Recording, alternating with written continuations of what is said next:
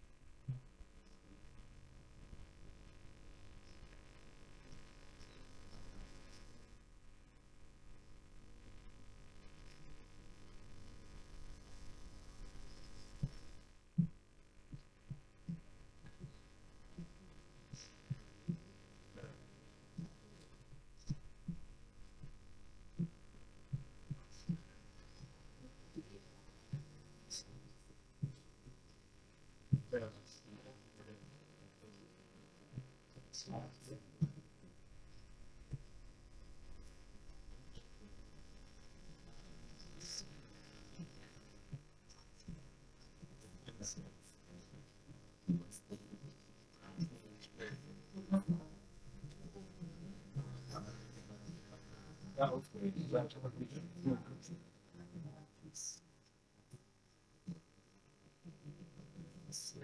Wait, 2 more minutes. Well, no, thank you. 2 more minutes. They still on fun. We might cycle through. Well, let's cycle again.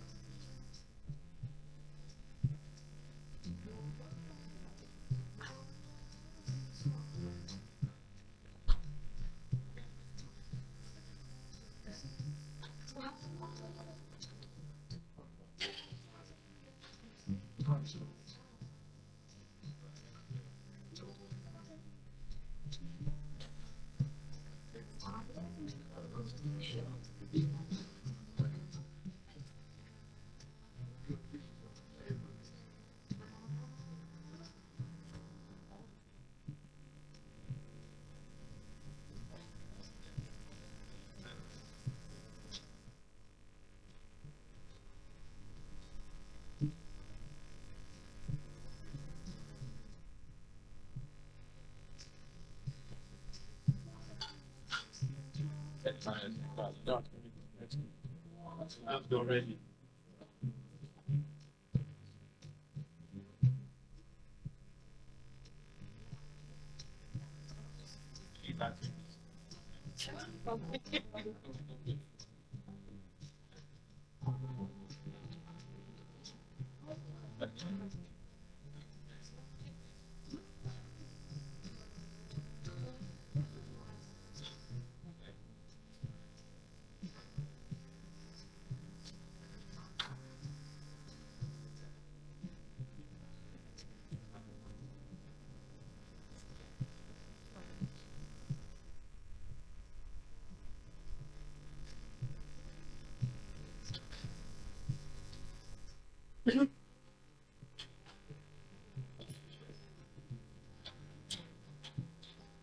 Now, what we are looking for is that this conversation can get inside to this talk. I'm hoping that by you you probably have your own idea about it or some information that's about. The essence of our work confronts the potential, not the confrontational work, but use the tool rather. It's not a debate, it's a conversation. To compare what you think, what you know, with what we are done. Then out of that, we're expecting you to get through your own writing. Say after the next week or so, or from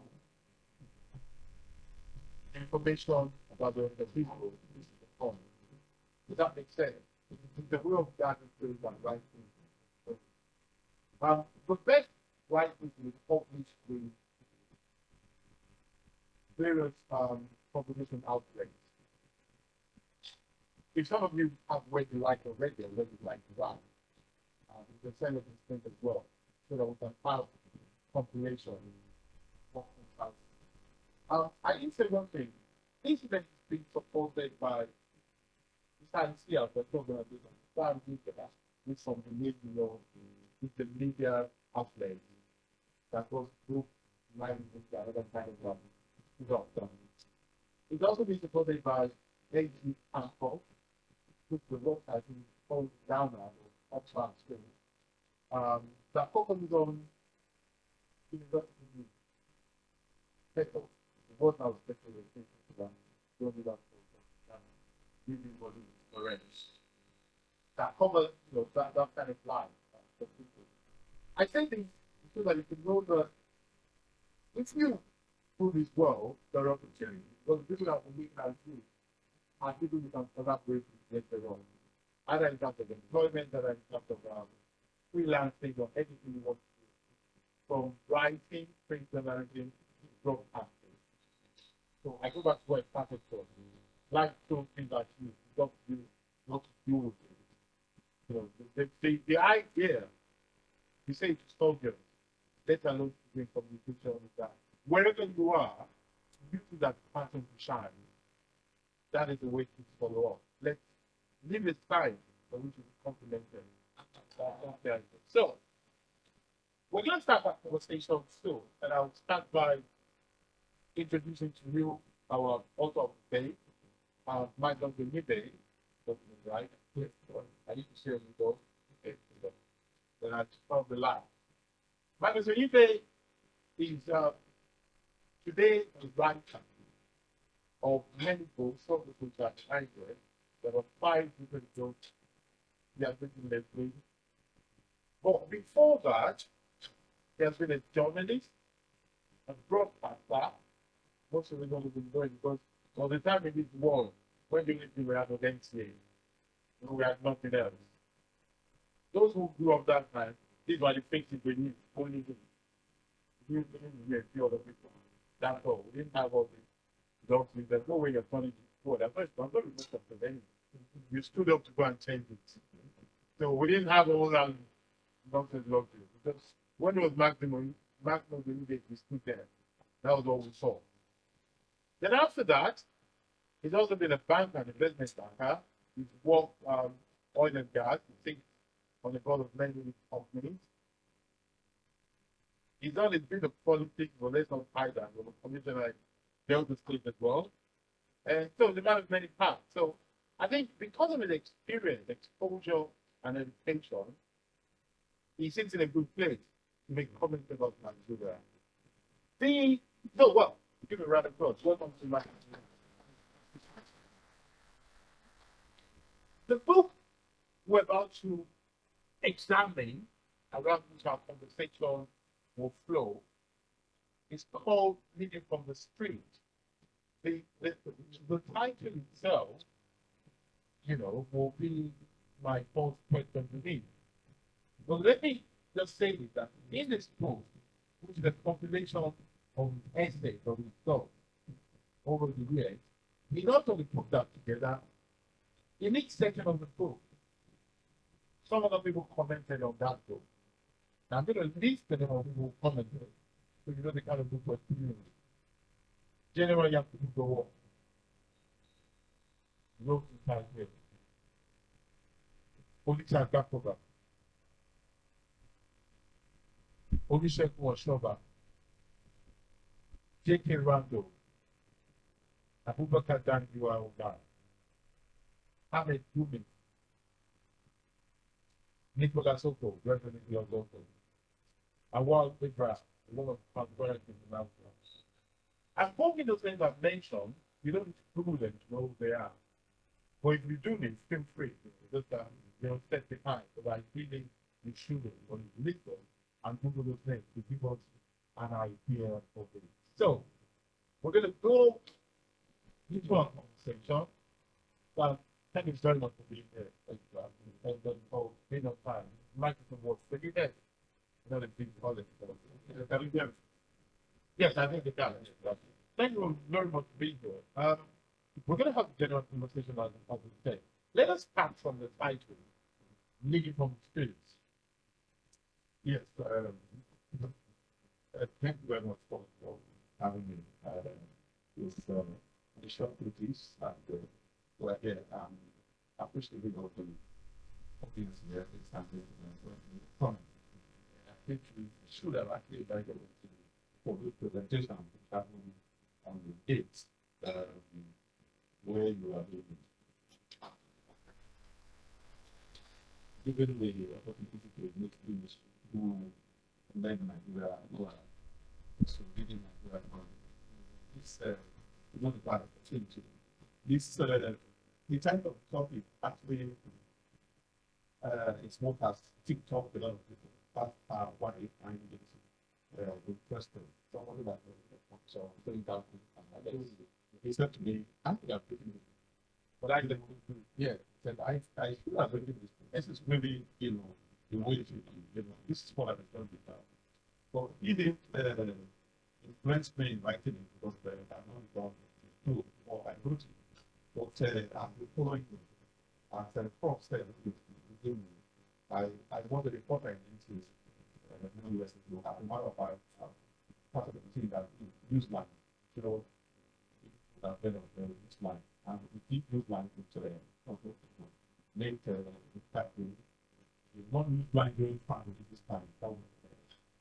Actually, about coming down use line. But when we did use line, it was stopping use line because we went around the country. Reporting from different areas. The government complain, the government is out areas, and one people in the Gulf area they also know about Nigeria big time. So the link between the, so everyone we found to the roots and values of Nigeria and the authorities will broadcast what we have found and discover. So we have to do Nigeria discover themselves, by themselves. But a lot of people in Nigeria, in some parts of Nigeria, we do the other part of the country from are really doing one part of the place that West are using people to know our country that during this cool concept will actually also meant to achieve that we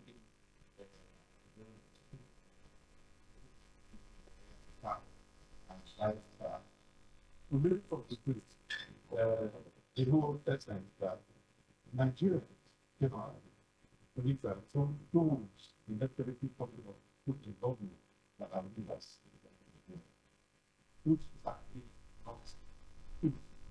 Because the people in government elected in public office every form, so actually constitute I don't really talk that what is that 5% from Nigeria?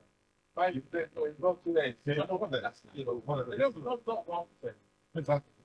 So those elected, exactly. That divided by 200 million. Exactly. Let's also not add people in civil service, for instance.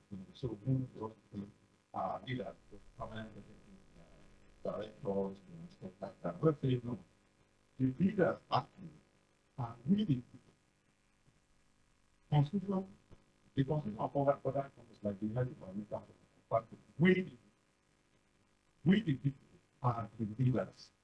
And no matter the level that we have ourselves in society, either African, mechanic, players, like umbrella, or even lawyer, doctors, journalists, nurses, we are leaders. As soon or as long as we that we have people over one of them, we are leaders in our own life. So when we did the long space and we have engaged this leader for most places, we come together and reserve heavy influence and those people can talk just better and then that 1% of people will make it. So we should be able to access more fields by having effect change people will not that we for always bring solely for the government, not the government. To be also determine direction that we go on our individual. We have our values, and some of the values we learn from our own, from our families. So we are having people that take responsibility out of with respect to things to do with standards, qualitative work with and to for all some for example. So we could think to attack those people in our democracy.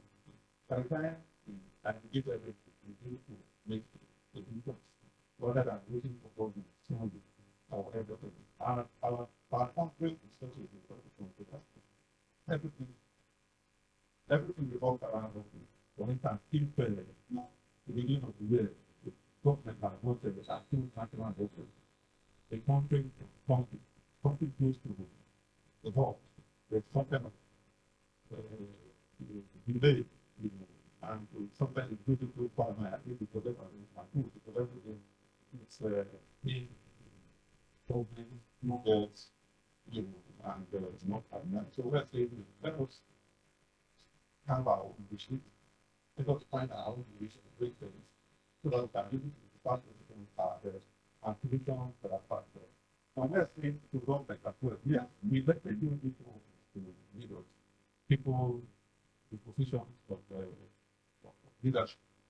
But I say listen to the people on the streets.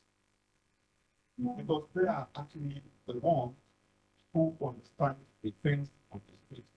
And we are expected to pass this knowledge of the people of to people in leadership. And this information we give them is still the foundation of the policy that comes out of government to help us to move forward.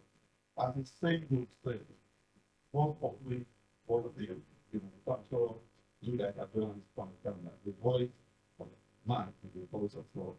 So government to listen to the people on the streets and use the information coming from the street to shape the policy. And that is it for us. A lot of people are knocking the question of the Tinubu for changing policies ever so often. And I think it's a bit idle. I believe that this is a listening to the president came into office, under very terrible circumstances. The last administration took the government to the nation to position to somebody like Charles Omidio, former governor CBN, and now the governor of Anambra said that President Tinubu inherited a government that's like a third-force standard. And if that is the case, typically politicians are coming to the power, they don't have a long time. They do 4 years, it's not kind of a long time for them to do all the political. And if we inherit such and the normal responsibility when they fall to perform. And if you look at a time frame like that, you cannot spend the normal time that you spend, like 1 year, thinking of the policies and programs very well and making sure that all the T's are crossed and the I's are dotted and everything. People now start, no, you don't have more time. So the government has probably rushed into it.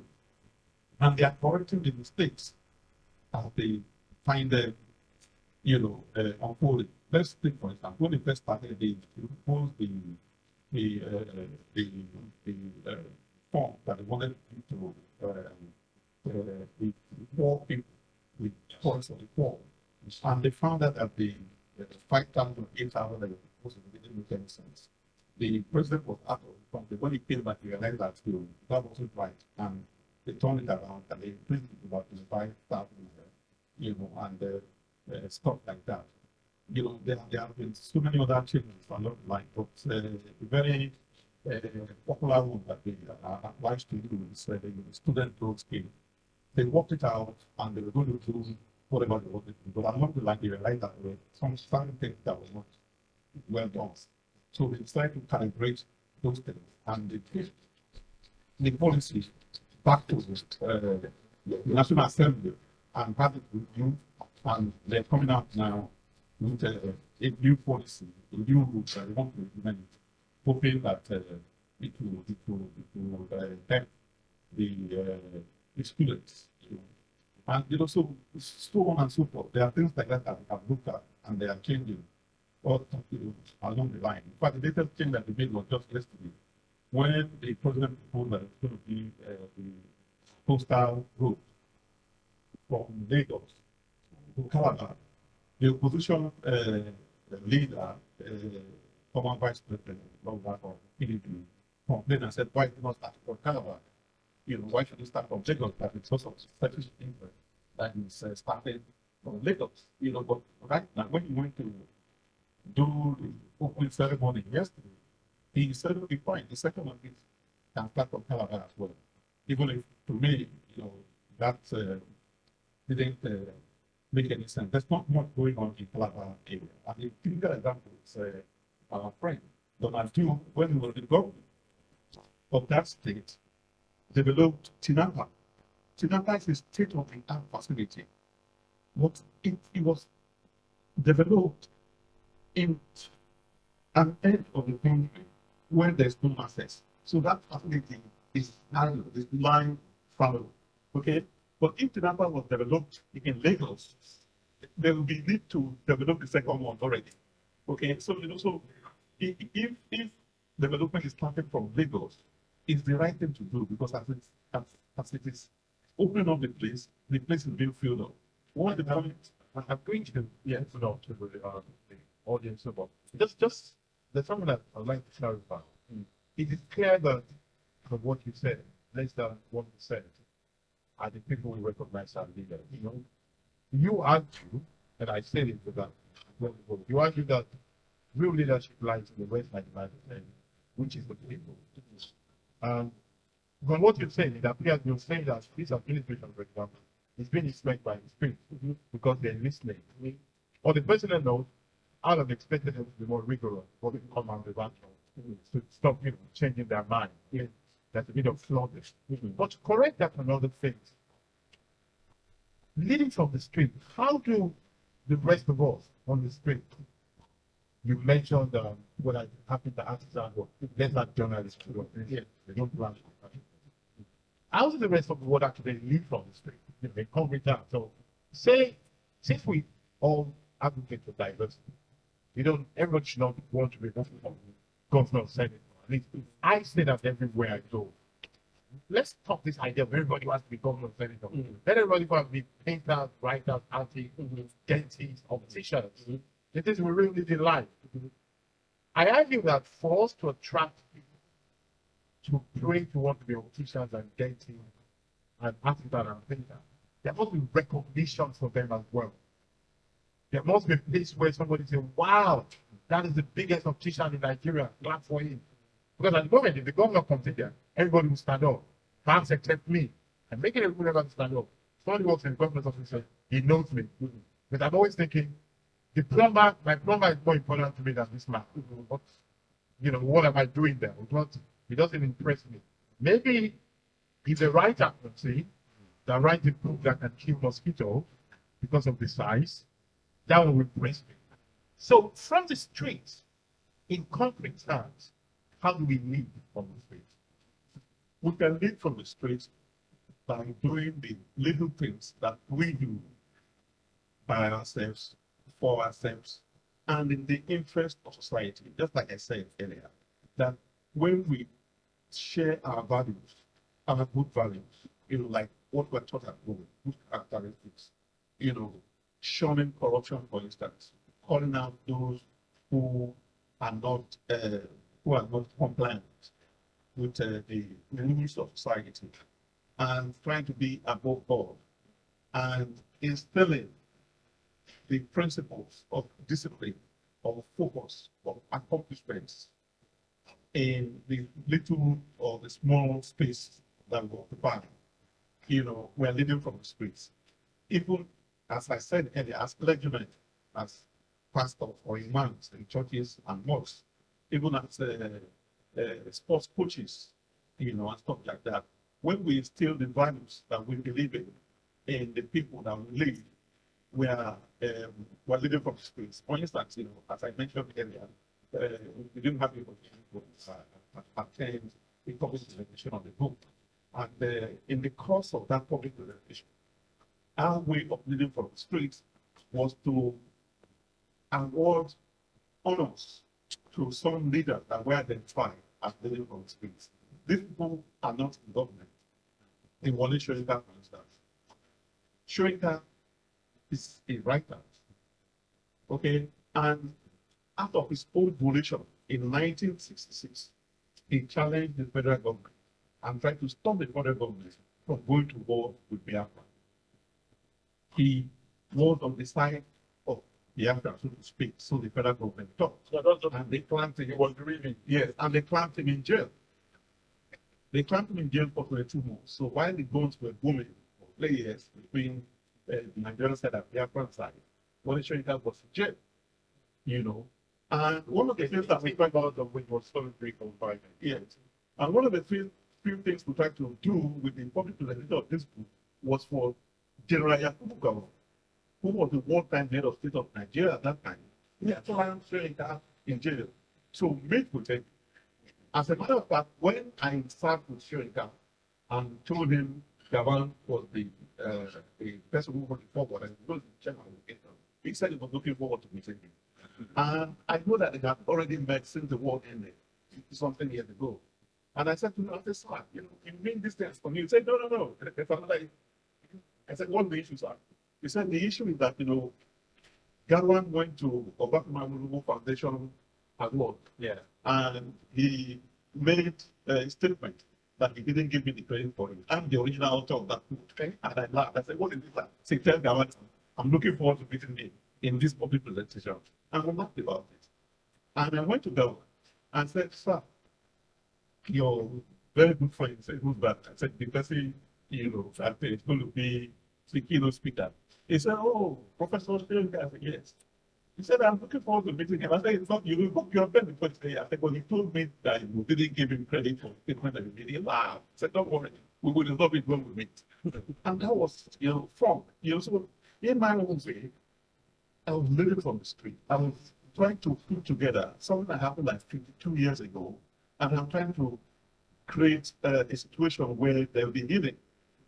Something that a lot of people don't know, which I discovered after this event, is that do you know that there are still a lot of people from the eastern part of Nigeria that are hurting from the fact that the one was the wartime leader and the Easterners were, practically annihilated. A lot of them haven't got back. But that was the forum that was trying to be a bridge, because there has to be healing, reconciliation and healing. So it turns out that in the course of, talking about this public presentation of the book, somebody else came into the loop.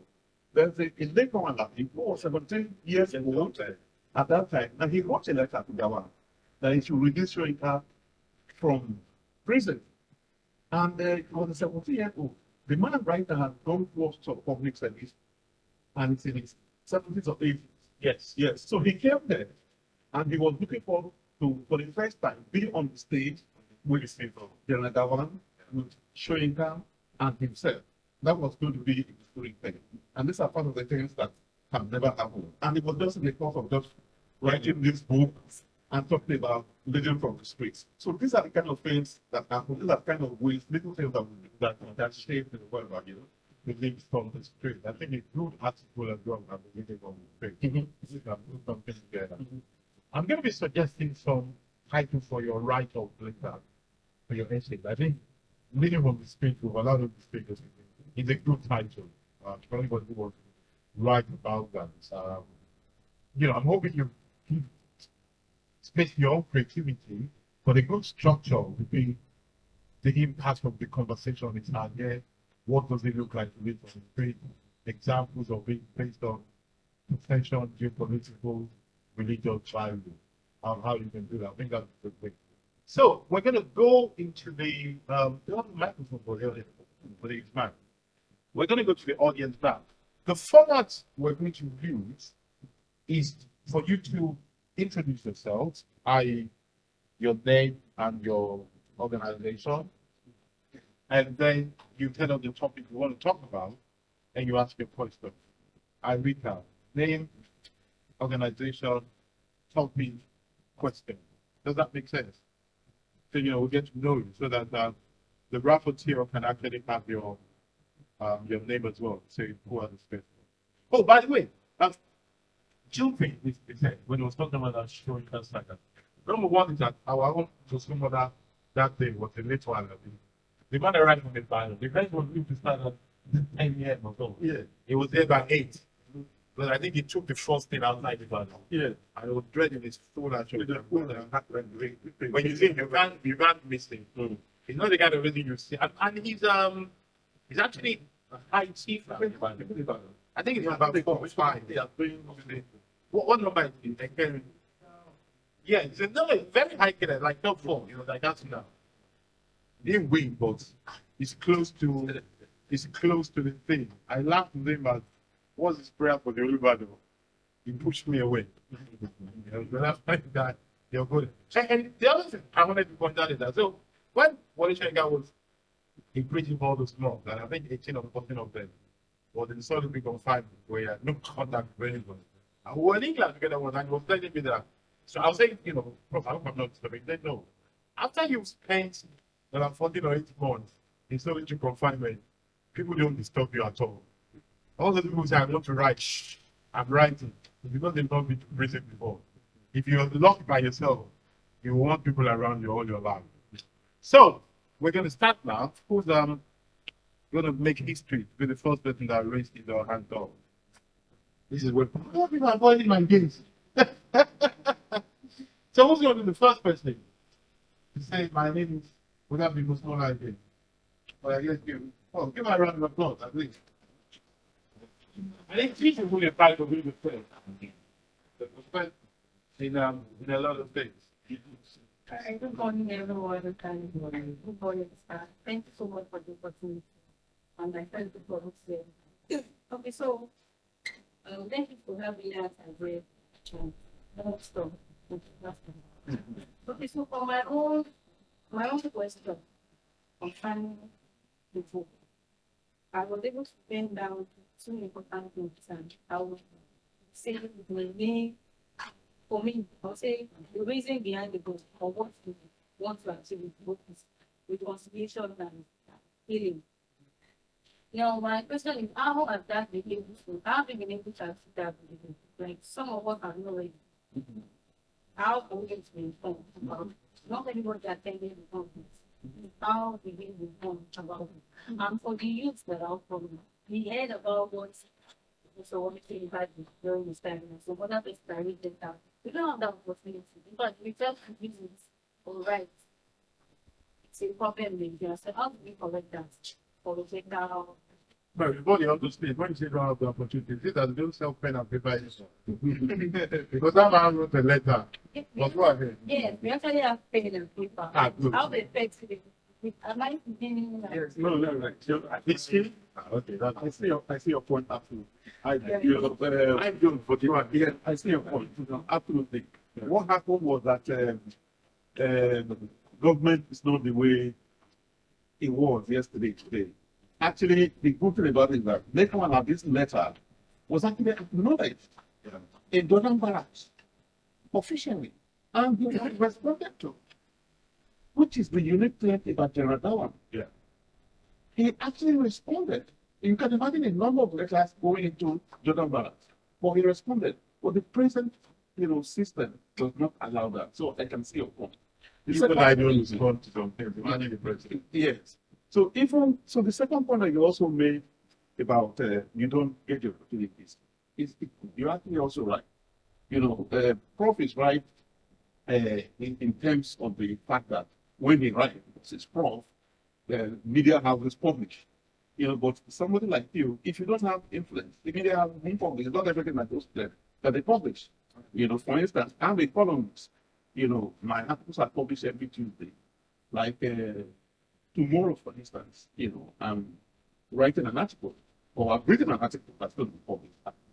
And the whole point about it is that I use the Third Mainland Bridge as a metaphor for transformation of Nigeria by President Tinubu. Right now, things are difficult. Everybody is saying cloudiness over the country. Some people are saying even the indicators are not even good. The first 1 year of his being in power. And, I'm saying that, what he has been doing, like I was telling earlier, is the initial process of, like, if you're building a bridge, for instance. Let's take the Niger Bridge. Yeah. Then on the chapter, for instance. Nigerians are going wet for funded and stuff like that. But the first few years, it was the superstructure of the bridge that were being built. People didn't see the bridge. People didn't know what was going on because there were superstructures, being fixed to the ground to hold the bridge. You know, until the past 1 or 2 years, this stuff like on the top did not start coming up. That's when people say, oh, they are building a bridge, Niger Bridge, new Niger Bridge, you know.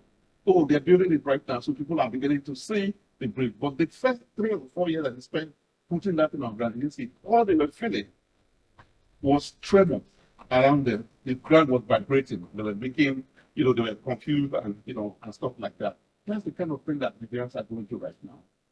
We're not only seeing the effect of the policies and programs of this present government. All we're feeling is the tremor.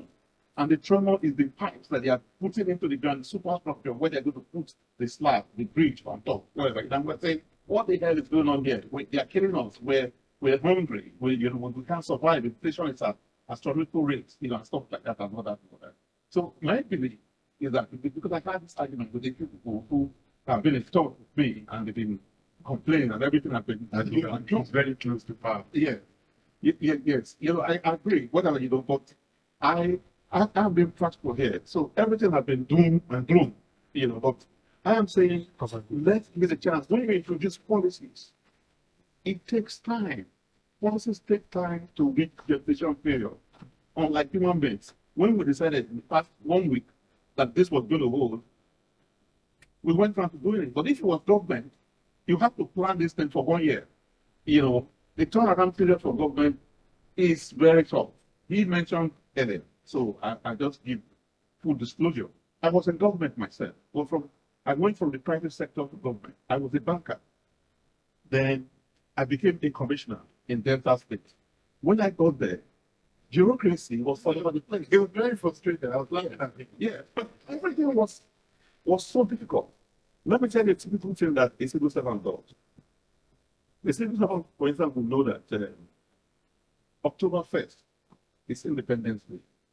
And on that Independence Day, government does a few things. You know, they have school match pass, they have, you know, banquet, they have dinner or something like that, all sorts of events and stuff like that. In the private sector, as a matter of fact, when we do the budget, it's already put there. Then, like 3 months, 4 months to the time, we have already started implementing, put things in place. But the civil servants will wait. 2 weeks to the event, the civil servant will write you a memo for you to approve to release the form. Now they know that in civil service, it would take sometimes 1 year for a memo from approval level to release the forms. Okay, so they do it deliberately. They know that the funds will not be ready for you to hold that event. And if the fund is not ready, there's no problem for them because once the approval has been received from the government, the process will be completed. It can take 1 year and the money will still come to the ministry. So when they write that memo, a few weeks to the event, and you approve and you take it to the governor, the file may not have reached the governor before that event. So the event will probably fail or not happen or be done shabbily. But the process of the approval for the money is ongoing. It will go on until the money arrives to the ministry.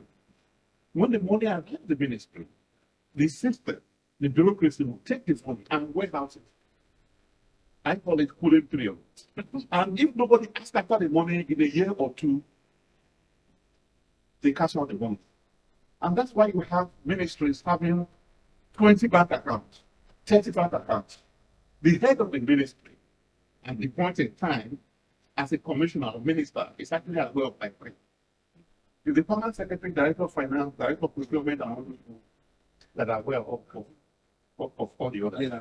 And you know, a typical minister or at the state level, somebody who is a commissioner is a politician and is subject to being removed maybe in 6 months, maybe in 2 years, maybe even in 8 years. But these civil servants are permanent. They are there for 35 years or 30 years. Okay? So when they won't have that money, they can, after the cooling period, they can utilize it. Except a Hawkeye person in charge. Contractor saying, wait a minute, the next one is coming up in October. Money was approved the last time. Where is it? Okay, but that's what goes on. That's why bureaucracy holds people down. You raised a very important point on that. The reason for writing this is not just for reconciliation. It is also to put in perspective the mistakes, the errors, the right things done by previous administration. Okay? So people in public office always forget very easily. And of course, as journalists, I'm sure you know that today's news is tomorrow's history. Okay? So when I wrote these articles, it was for a period of 20 years actually, because if you notice, it's 1999 to 2019, which is 20 years period. So the articles that I wrote between 1999 and 2019, and they captured the period of leadership from Obasanjo, okay, to General Buhari. What it doesn't capture is this period of leadership for President Tinubu, who started in 2023, because the articles captured ended in 2019. So now, usually, leaders, when they want to learn from the past, they go about different locations trying to find things that relate to what people that they, right? They go to the library, they go to whatever, they go online, they search and whatever. Now I've helped them to put everything in one tone, one book. Everything that has happened, social, economic, and political happenings in this country for 20 years, from 1999 to 2019, is in one tone, in one book, that has become a reference point. And this thing was divided into 7 chapters. Each chapter covering different genres. There's a chapter titled You Saw It, Politics, Politicking, and Politics. Okay? There's a chapter called Corruption and Unended Fight Against It. A lot of people do not know that fight against corruption started during the colonial days. Do you know that people like the sage, Chief of African was actually tried and indicted by the colonialists for corruption with respect to Western region and proposed stuff like that? Do you know that someone like Nnamdi Azikiwe from the Eastern region was actually tried and indicted over the issue of African continental bank? He had interest, his family had interest in that part. Well, do you know that Sir Magnus, the revered leader of the North, was actually tried and indicted, by the colonialists? Not to talk of, going forward. So they have shown an unending fight against corruption. And that has to be documented in a chapter, so that people, the new leaders, can look at that and be able to look at what we call banana peels, in politics, and be able to identify those things and see if they can avoid them, very nicely. That's the reason for putting the book together. So some people are saying, oh, I should let it to be done by historians. I'm saying no, I decided to do it because, as I said, yesterday's news is tomorrow's history. So we have put it down chronologically in a historical perspective, but for people to use as easy reference to be able to deal with these issues. And the person who happened to be the best, the chief of staff to the president, Right Honorable Femi Gbadabiamsa, in writing a letter to us to confirm his plan to send a representative to that public presentation of the book, because we couldn't come, his chief of staff to the president was away out of the country, and there was no way he was going to back it up and come to the conference. Then that the day the public presentation was holding, you guys are news people, you know that was the day that the president returned from the 8th of May, so he couldn't have left. So he captured it. He wrote a very beautiful and commendable letter to us, and said that he's really happy that I was able to put these historical records together in a book, in a tome that would be easy reference for the people who are coming into governance and for the future ones, stuff like that. So that's the book. Well, thank you very much. Who's the next person?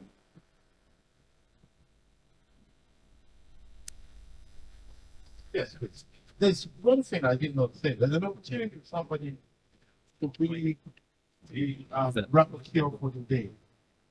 What the rapporteur does is to take note of everybody's. Please, please. Your name and that will be the time. My name is Abimbola Halabi. Yeah. So I'm MSc student in like mass communication department, and I also work with best of readers radio station. Okay, a rapporteur is a person that takes note of what everybody says and later presents it to the movie organization. And that detail will include their name and perhaps their topic, all their intervention. Yes. Hello. Yes. Yeah, good morning, everyone. Good morning, sir. Oh, I really appreciate for that awesome presentation and also our time spent in sharing the title of the book, Reading from the Streets. My name is Rabiolo Atosi. I'm from Yaba College of Technology, a student of mass communication. So the question is that you said something about reading from the streets, which has to do with the way we shape people around us, telling them the truth, what is right to be done in the society. And you also mentioned that the book is also looking at how it can reconcile the past presidents and all of the leaders in the government. Without presentation. Yes. You also mentioned something that we should not wait the government or give us a pathway for leadership, that we should do it individually. Okay, so for instance, in a situation whereby you have people around you, you try to tell them what is right, this is what to do, this is that, this is how things work for you. But in the face of government, these people around you, they are seeing what the leaders, what they're doing. And you are telling them what you're doing that is helping you to achieve your goals. And for the people in the government, they are not doing the right thing. So how do we balance this? Because these people, they see the leaders in the government as as the head of the whole. And they believe that our leaders can be doing this. So we too can also follow their path. So how do we balance it? Okay, thank you very much. I hope you don't mind if I stand up. I'd like to, the instant question that you gave, yes, it's very common for people to think along these lines. Not everybody in the society is good, right? Okay, I'm sure that there are probably people around you who are 419, right? Who are armed robbers, right? Well, I'm not about you, maybe not, but 419. I suspect a couple of them. Yeah, Go ahead. who are 419 armed robbers and stuff like that. But you don't follow them because they're in society. If you have probably a few people in your neighborhood that are very rich, out of not working, right? They are driving flashy cars as well. Do you wake up and say, oh, because these people are rich, and they are flashy, I have to forbid them? No. So say politicians are such, if they are profligate and they're doing whatever they are doing, it is our right to question what they're doing, which is what we do as journalists. That's your right, because you're the fourth rank of the estate. Okay, so I'm probably going to allow that later and speak about the fifth rank, whatever, which is the civil society activity. So, and there, when the fourth rank and the fifth rank get very active, that's when you can determine a growth in the society in terms of liberty. A lot of people don't do that. That when the quotient of the fourth rank and the fifth rank become very high, the society can become more liberalized. Okay, so but the point I'm going to make is that because politicians are doing what they're doing, does not mean that they are leaders. That's what I'm trying to win you of that idea that they are not our leaders. You are leaders. I just told you that your sport coach, if you are a sport enthusiast, is your leader. I just told you, if you're a Christian, the clergyman, the pastor, and whatever, it's your leader. If you're a Muslim, the imam, and this is your leader. If you are in a community, the person you elect to become the leader of your community is your leader. Again, I'm not saying we should go against our elected leaders. I'm saying that we should show them example. We should let them know what we want. That's why we say hold their feet to the fire. okay, by questioning them. It's what will put pressure, not by civil disobedience, not be whatever. What will put pressure by explaining and presenting to them what we want, that they begin to get awakened. And like, you know, if Prof will give a moment, I mentioned it earlier, that some of the things, the policies that Tinubu's administration has come up with did not gel with us, the masses, and have complained. From 8,000 naira, they moved it to 25,000 naira. Right now, from when they raised the tariff on power, electricity will complain. They brought it down a bit. We are still complaining they're going to bring it down further. Okay, like I just mentioned, the last one only happened yesterday when they talked about the coastal road starting from Lagos. Why didn't it start from Calabar? It's because somebody was trying to favor somebody. Now it's starting also from Calabar. Okay, so these are the pressures. And I'm saying that government itself, we're putting them under pressure to listen to us, that the voice of the people is the voice of God. We're saying, listen to us, that whenever they complaints, you should talk to us and shape your policies and programs to suit our demands and desire. Let me go back to the Calabar road as well, to the coastal road as well. There are some houses that were going to be destroyed from this Lagos state. Just only yesterday, the president also tweeted, they're going to bypass a few of the assets. If people did not complain, if we did not speak out through the social media, you know, and stuff like that, and whatever, government would not know that we resent some of the things that they're doing. And because we are a feedback mechanism to government. Because government, look, the president, for instance, does not come down to the grassroots to listen to people.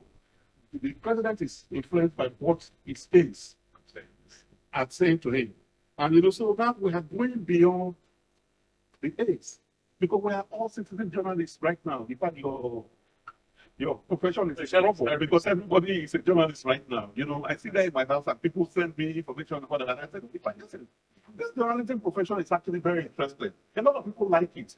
The only reason they run away from it is because the pay is not good. Because everybody wants to be a journalist. Believe me, think about it. Everybody wants to be a journalist because you see the way that this information flies around, information comes to you, you'll be amazed at how these people take their time to really want to do it. The only reason they are not journalists, active journalists like you, is because the pay is not good. Everybody wants to be the bearer of good or bad information. So I hope I've answered the question. I think it's not that mention because there is a joke which I'm hoping you know about when people go to heaven. Since there were no thieves or anything again, there were no lawyers, because people will not be sick, but there will be no doctors. They're not going to die, so there will be nobody buried them. Guess what profession that remains? Journalism. Because people feel like gossip. Whether in heaven or hell, they still need the news. I think your profession is thing. I think I'm very keen on the teacher communication that citizen journalism everybody can do. That's responsible. But journalism, you have to be trained for it, of course, and you have to practice it. You have to go beyond what you see, because the journalist does not see, the journalist looks. The journalist does not hear, the journalist listens. And it is on looking and listening that you are able to report, not just gossip. That is the key thing. Once you can do that, there are publications, some of you, after you write it, that we're going to invite you to be part of. There's some projects that we're going to do based on what you show us that we can do. Where the new mode of publishing is to specialize in something that will differentiate you from others. That is where you start from. So you're going to decide, you want to get breaking news, you want to make somebody for going further, you want to make pictures right now. Those are the things that you want to do now. You want to specialize in things that others cannot just do. That's valuable, but it's important that we continue to encourage people who want to go into journalism, into communication in general. He started there, it's not, I mean, you can end up with not bad, it's not poor. So never mind that for them, it's really not good. There's always going to go around. But there's one thing crucial in life, I say that, because the life we live today is paid to success, is fame first, then fortune. First do it, be known. The money will come in. Whilst you're creating that fame, you're going to do a lot of things for free. You're going to spend your money for it. But once you get it, all the things you've done in the past, it will just come in. If you don't believe me, I'll give you 3 examples. Google started for free. Look at how much they're making a day today. That was trying to calculate how much they're making per second. And I was shocked. I left. I take my time to do such nonsense. Because how much, because I divide it. How much are they getting per second? See, and you'll be shocked. Facebook started for free. You remember that? Look at how much they're making in today. So if you're going to do something that has to do with living from the street, changing the world, you have to be able to sacrifice administration of faith. Then everything will come in. Look at public speakers. They start going out to places to go and do things. There are people who are invited, I won't mention the name, to go and speak in places. And what they end in one day, it was 5 people put together and in one day. And I'm not talking of lowly paid people. I'm talking of highly paid people. Put it together, their one day income is more than their year. So what really makes you excel is passion and competence. It's not enough to be passionate, because some people are trying to do football and they still don't have great. But you have to be competent as well. You have to be. Let's go to the next intervention. Now we have people talking about that. I don't know. Before that, people used to say the next topic at the intervention. Very much fun. Thanks for the very good things. It was awesome. We're trying to put our minds with some of the ideas that you shared. Well, personally, thank you. So personally, when I looked at the topic leading from the street, what came to mind was the fact that everybody in the street represents a voice. And then on the streets, we're looking at people on the same plane. The truth that in the street, we don't have as much tribalism, as much conflict over issues, because people suffer and enjoy the same things and amenities and the same challenges. So it's the leadership from that perspective becomes interesting. For as to media, I'm a writer and journalist. For something like the coastal, some of us are experts in several legal jobs. Why is our coastal waters in the law value? But as we look at making contribution to big from the media, Prof said something. He said, esteemed Prof, he said he had an idea that was not connected to you. We've seen some pockets of development. Would you be worried as a writer, as a journalist, when you throw up issues in your write-ups and then you see an organization come up and then they say it's an organization's, nobody gives credit for it. So should you be worried when such things happen? You have to the right person. This was talking about I can't remember your name, but I think it's kind of I'm glad to know that we started the issue of this battle. I'm sure you are aware, since the American right now, about the blue economy. The United States of America is built on the blue economy. It's the water, the ocean that actually provided what made that economy become great. And for so long, we have not tapped the benefits of the blue economy in Nigeria. We're just about to do that. That's why the ministry was created for that, and I don't know if the right competence is very important. It holds a lot for us. If that coastal road is open, for instance, there'll be so much access into the sea for a lot of things to happen. That's why, we thought people were minority and thinking that it was the wrong thing. And incidental, Prof, I'm sure you know that. Do you know that this coastal road issue is not a new issue? It's not even under OBJ. It's for a long time. That's the famous master plan. Yeah, master plan. They didn't get to do anything about it. It's long time. It's been there for a very long time. It was not addressed. We did not take up the opportunity. And right now, we're just about to take up that opportunity. Compare that to building a road from Katrina to Marabu, building a train to where? From desert to desert. You know, but talking about a road that is opening up the whole Niger Delta states. It's a huge opportunity. You know, so there are also, you know, ideas, as you said, if you run through the book, I think we didn't have enough time. This was not positioned early enough. And like he said, not even do pre-reading. Yes, absolutely. Like, you know, post-reading. You should have done pre-reading so that you would have gotten the full gamut of faith in the book before you complete. In fact, there was also the possibility of making copies, you know, for you people and stuff like that. The whole thing is on Kindle, it's on Amazon, and it's on Kindle. You know, but unfortunately, Kindle, of course, no Kindle. You can't download it. You don't download it, and you just read it and it's there, except you buy the entire book. Otherwise, you would have seen some of the things referring to what you said about writing something and it becomes appropriated by somebody else. At a point, if you remember, AC was just AC, Action Company. Okay? I wrote an article and said, look, that the Southwest, beginning from Aworo, always were so focused on the Southwest, on the Yoruba region and stuff like that. And I wanted to become a president. He told me because he didn't create a platform that was wide enough. Then Tinubu now comes and they're doing from whatever he got to AC. And I said, why don't you make it ACN, Action Congress of Nigeria, and have a bigger platform instead of a regional platform?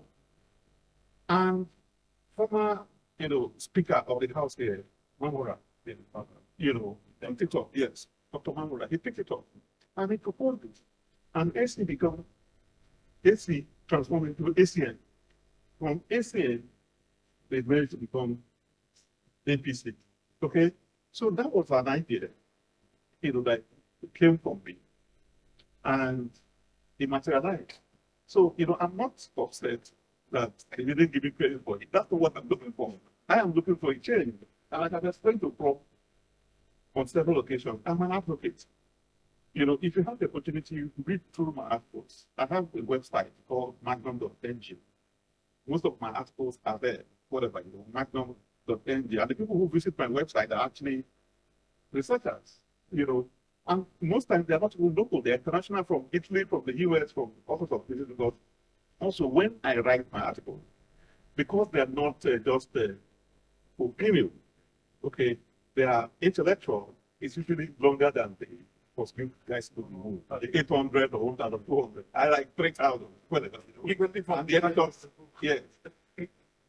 And the editors scream blue mother, you know, when I said, look, this is it, I have to give you, I have to advocate. You know, when the person who reviewed my book, Professor Sagai, the DG of Nigerian stuff, international affairs, he referred to me as a master of comparison.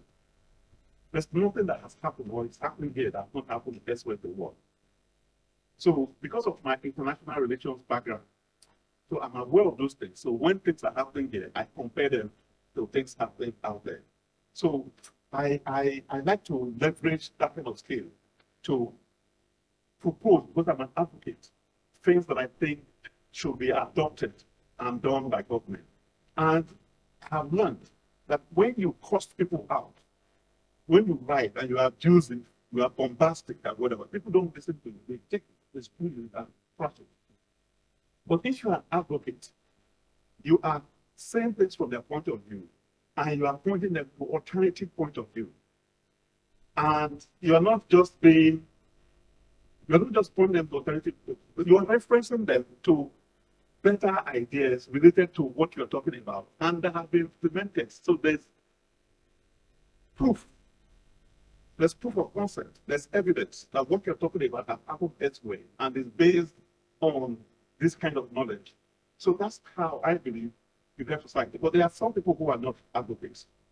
They like to rabble around, they like to create crisis, they like to be bombastic, they like to be abusive, the use of vile words and stuff like that. But I don't. That's why I said go to Magnus Onyibe and you say, I try to advocate, I try to promote things and I do comparison a lot. So don't be, as Pope said, you're not writing to impress people. You are not writing to get reward. You write and people will notice and probably reward you eventually. Most of the organizations that I write for, the columns that I write, I was impacted. As I speak to you, the wheel has been begging me to take their Monday column for a very long time. You are even not in the venue. Yes. Just 8 9. They're insisting, that whatever. And I'm saying, well, look at Shoyinka, for instance. When Shoyinka stood up for the masses, Shoyinka is a Yoruba man. He's not an Igbo man, but he stood up to fight for Igbo cause. Okay? Those prophecies, those are the kind of things that add up to you winning laureates. It's not that he won the Nobel laureate only because of what he wrote. Character. No, it's his character. There are other values. Just like in America, for instance. When you're seeking admission or you're looking for employment, they also look for your extracurricular activities. What have you done? Volunteerism. What have you done for society? Even at your level, those are the things that they put together to be able to, do whatever they want to do for you. So it's not just based on academics. It's not that he wrote the best prose or wrote the best poem, Yes. or he wrote the best play. It's a conglomeration of so many things that came together to form that. So write, please. Write to help society. And I And think people will identify them. for a poem, we can like pick them. And talk about peace. But then anybody know that poem. You can. Oh. So you look for it. The point of to go that way. The point, part of what it says is that if you can let people take your ideas, make it there, it's easy. And you won't lose your head. He said, you will not only in the world, but above all, the true life. Because the whole point, it's not easy sometimes. People take your ideas and then but what you have to remind yourself is, one, that is my idea is good enough. Two, if I bring this idea forward, I can bring more. And the person who still knows they've stolen it. So it takes nothing from you. You just have to keep doing more. You really don't. That was me. All I've meant to say. Good morning, sir. Good morning, distinguished professor. Good morning, sir. It's so good to see you again, sir. I know that I think conversation, the way we're having that is getting what programs, media, advocacy, entrepreneurship, we're all in place. It's so good to see you once again. Yes, okay, my name is Matthew Kusfada. I'm a broadcast journalist. I work at the important for Voice of the People TV. So why Prof was reaching out for group, I always said they are a program. I said, definitely, I'm motivated to meet you after this gathering. Okay, so my question is, you said something when they didn't speak earlier. And I would like to coach you. You said, when we share our good values and characters, we are showing corruption. You said when we share our good values and characters, we are showing corruption. So my question is, as a leader that wants to lead from the street, what are the good values? What are the characters that you need to imbibe as a leader? Because we know that the street is full of a lot of value. The street is full of the good value, and the street is also full of the bad value. So as a leader that wants to lead from the street, as a leader that wants to be trustworthy, as a leader that wants to be exemplary, what are the good values? What are the characters that you want to imbibe from to be able to bring up the true leadership skill? Yeah. So thank you. Okay. I heard you very clearly. Like I said, I keep saying, unfortunately, we didn't have the opportunity of this book. Yeah. In this book, part 5 of it, or chapter 5 of this book, it's part 5, don't call it chapter, please. Because each chapter is like a book. Yeah. Part 5. So part 5 of it is titled Ethnic Nationality I went through Separatism and Religious Insurgency. And guess what? One of the people that wrote the afterword, which is actually a review. There's no, I'm not familiar with any book where each chapter is reviewed by experts in that area individually. So it's a unique thing that we decided to do. And because it was on religion, insurgency, and separatism, which is what defines us in this country right now, I was very sensitive. So I made sure that the reviewer of that chapter were two people, a Christian and a Muslim. Okay, and the Muslim who reviewed it is none other than Sheikh Kumi, the fearsome Sheikh Kumi. Okay, a lot of my friends actually, call me and say, you know Sheikh Kumi, as rough and tough and that sort of thing, that experiment, you know him. I said, Sheikh Kumi is actually a human being. I'm reading the same ideas and have conversations. So when I send this book for him to review, let me give him the summary. Sheikh Kumi wrote, Nigeria, at a cross junction, needs to listen to this gentleman, polished in his thought process and eloquent in his presentation. This is by Dr. Ahmad A. Kumi, medical consultant, former Ministry of the Islamic cleric, scholar, and the current visiting Mufsari at the Kaduna Central Mosque. Sheikh Kumi read this book, read this chapter, and that was the summary. As tough as people think it is, as nasty as it is. So the point I'm trying to make that though, some of the points that were espoused were so thorough and groundbreaking and from the grassroots that it's not what I feel. Some of the virtues that you espouse, that you share in your space, are what you learn from home, what you learn from your church, what you learn from Catholicism, what you learn from your Islamic teachers, stuff like that. And things that you learn from the house of God or from your solid family are things that are above board. They are qualitative. It's when we get influenced by things in the society that they go astray. So that these people started this thing from the mosque, because we're talking about religion and subjects like about Islam. They started this complaint, started feeling uncomfortable with things that are going on in society, and they expressed them in the mosques.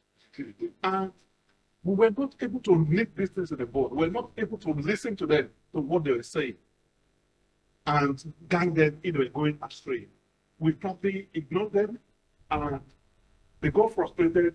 They left the mosques and went to the streets and started leading from there, started organizing their own dance and whatever. And instead of actually doing real psychological analysis and doing research to be able to identify these challenges, the government at that time, maybe because our governments were led by the military, Obasanjo was a military man, Buhari, military man.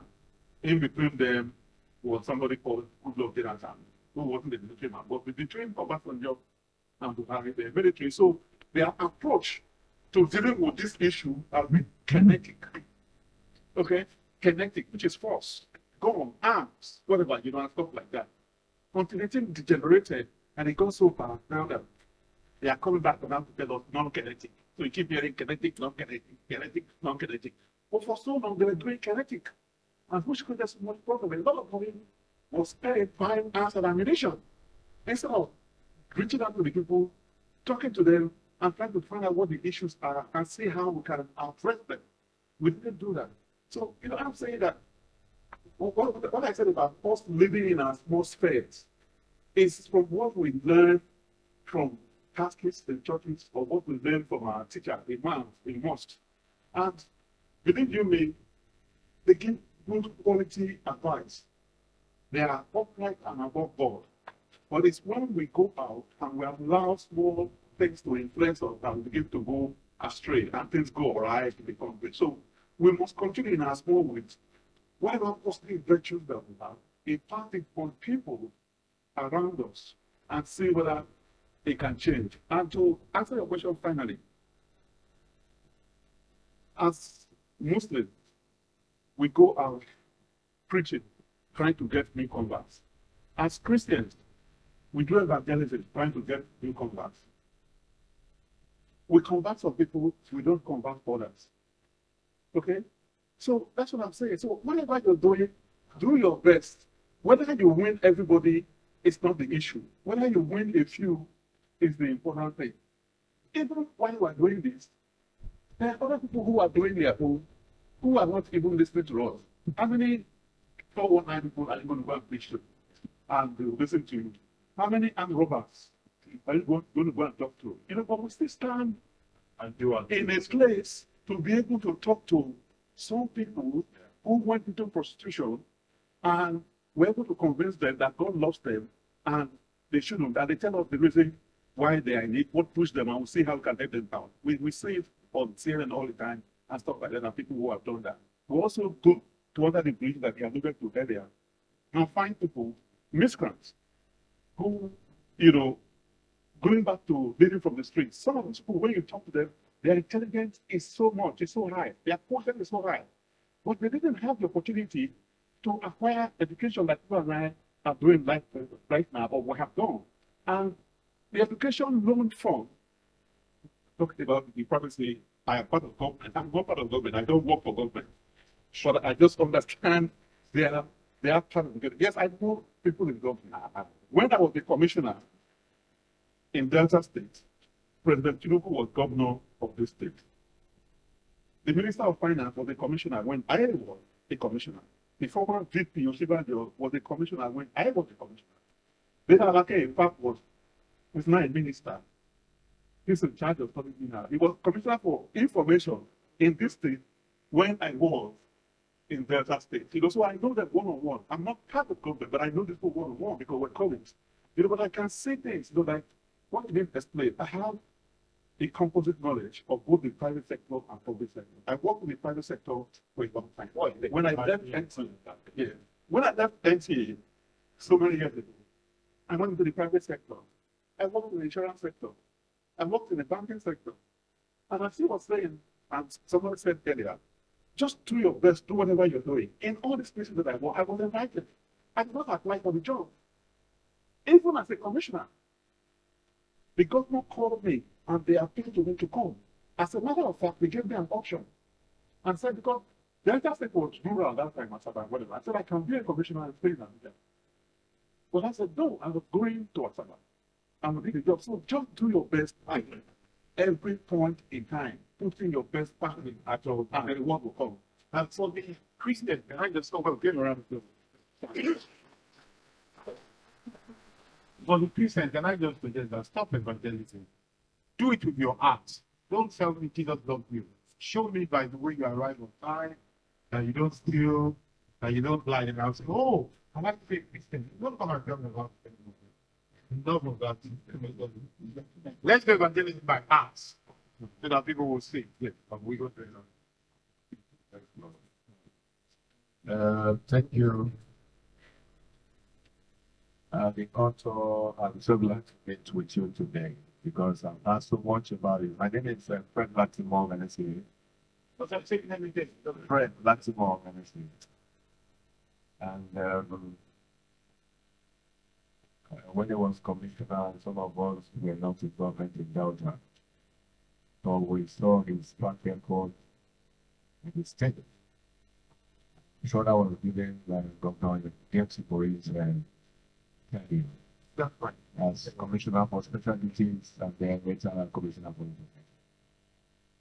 So this book is very inspiring because I wonder why we didn't get an advanced copy before today to be able to go through it. But I would personally buy a copy for myself. I buy one for the State Executive Bureau and now the DG. Yeah, Delta, Delta, as we know today, is moving forward. When I went through the list of our deeds, I didn't find any leader needed from the street in Delta. Whereas we have people like Ken Clark and some other people who have excelled leadership. And I begin to wonder why we don't find it necessary that being a commissioner before the state and sticking that to tomorrow. And I thought we would have looked around and get somebody from Delta because they say that we used to say that charity begins at home. So this is our gotten somebody, but it's not too late. I'm also using this platform to invite you to please go to Delta, put us together, and discuss this book with younger people. And also, if you want to do another award in Delta, that would be fine. That would be too much. But when our commission starts on the state election, I will be there to do the groundwork for you because they're a very busy person. I also function as the executive assistant to the governor of communications. I was for the board through tenure. I'm also serving that capacity and also heading the state below in this administration. So you can count on me to have to do some state work because we want you to come together. We want to get a feel of this good work that we have done. Talking about leadership in Nigeria, I think that something more needs to be done. This book is inspired. We've had other authors from it. But it appears that we are reading and we are not, just like what Prof said just now. Don't tell me that you are a Christian who loves you. But what about your character, your person? Who are you? So the way you behave, the way you carry yourself, can even convert somebody without necessarily take the person to trust. So I think for us, you have done well. And from us who are scholars for the University of Lagos, we're very proud of you. And I think Professor Wiggs, our superlative professor, I don't know whether he's here. So, see, I've done it very good. So, thank you, sir. I'm very grateful. Thank you. Well, at the same time, we didn't have that issue. 50 number of our I know they were too long. Yes, we have that serious document. Then thank you. Thank you very much for your nice comments. I start with our things.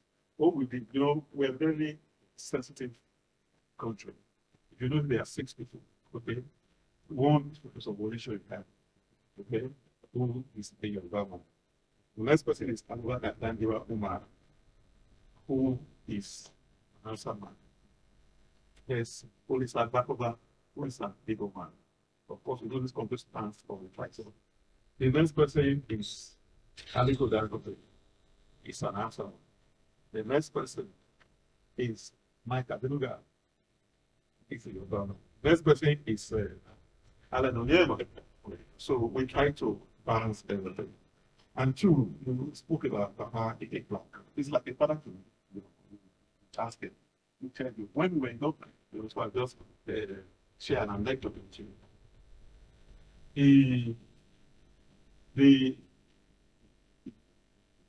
The broadcasting station in Warwick is under the Ministry of Information. I actually started as I've been in charge of information, special assistant, advisor to the government before I became special duty. So the reason the government moved me to special duty was when I was in charge of information, he's my friend. And so I was doing most of the work I did with him. And people insisted on doing quite like yes, to people on the friend, but I was very close to the government, but some was very painful. So yeah, it's okay, fine. Commissioner for special duties, governor's office, like I do this work, whatever, when it's not there. So I'm likely to get back one more. Okay, so now, in the course of working, the TV station in Warwick, there were 1 or 2 of these staff who were having issues with general manager. General manager. That's it's a really story, we have to make it and they were having issues with him because they were close to the leader, Nicky Clark and stuff like that. And so I asked him to resolve it. And this thing was going on. So I called him, so I suspended him. And he suspended him. They went to Nicky Clark. And of course, Nicky Clark called me. And I went with him. And I said, sir, these people are creating problems for the general manager. I asked them to resolve it, what their issues for them. We are not ready to resolve it because they know they can run to you and protect them. I said, sir, you were Minister of Information.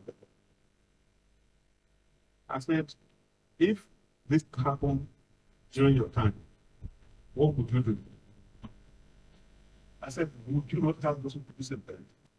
He jumped up from his seat. I said, certainly, I will have them disciplined. Commissioner, you'll have my backing. Suspend them. But I said, they are suspended already. When I came back with my sister, because we intervened, and it is you. I'm going to ask the general manager the length of suspension. If it is 3 months, I will suggest that it went into 6 months. For your sake. That's the level of intervention of these people who was the time. He practically got me. He did not make a demand. By the time I finished explaining to him, he gave me blank check. But I, on my own, in difference to him, said I was going to make this concession. And he was very happy about it. And he did. So that's that. So Ike Clark is someone that I respect, but I'm like his son. He makes references to me all the time. I won't tell you a few of the things that happened. You know, that he called me and said he wanted X, Y, Z done. You know, we'll find out later. And I said, no, I don't want to get into that level of fact. I will get justice one way or the other. The person that he was striving to nail, like said, I'll get justice, eventually went to jail. On that same issue, I didn't precipitate anything. I kept my information to myself. I didn't share with anybody. And I said that the things will resolve themselves by themselves. And this person, the high-ranking person in Delta State, went to jail, you know, because of certain things that he did, because of some compromises. So, but the people that we identified and rewarded with honor, that I refer to as our kind of Nobel laureates, you know, or without the money, or we didn't expect the money, we only just conferred that, and we thought the society will respect them and see them as such, are people who learned from the state without being involved in politics.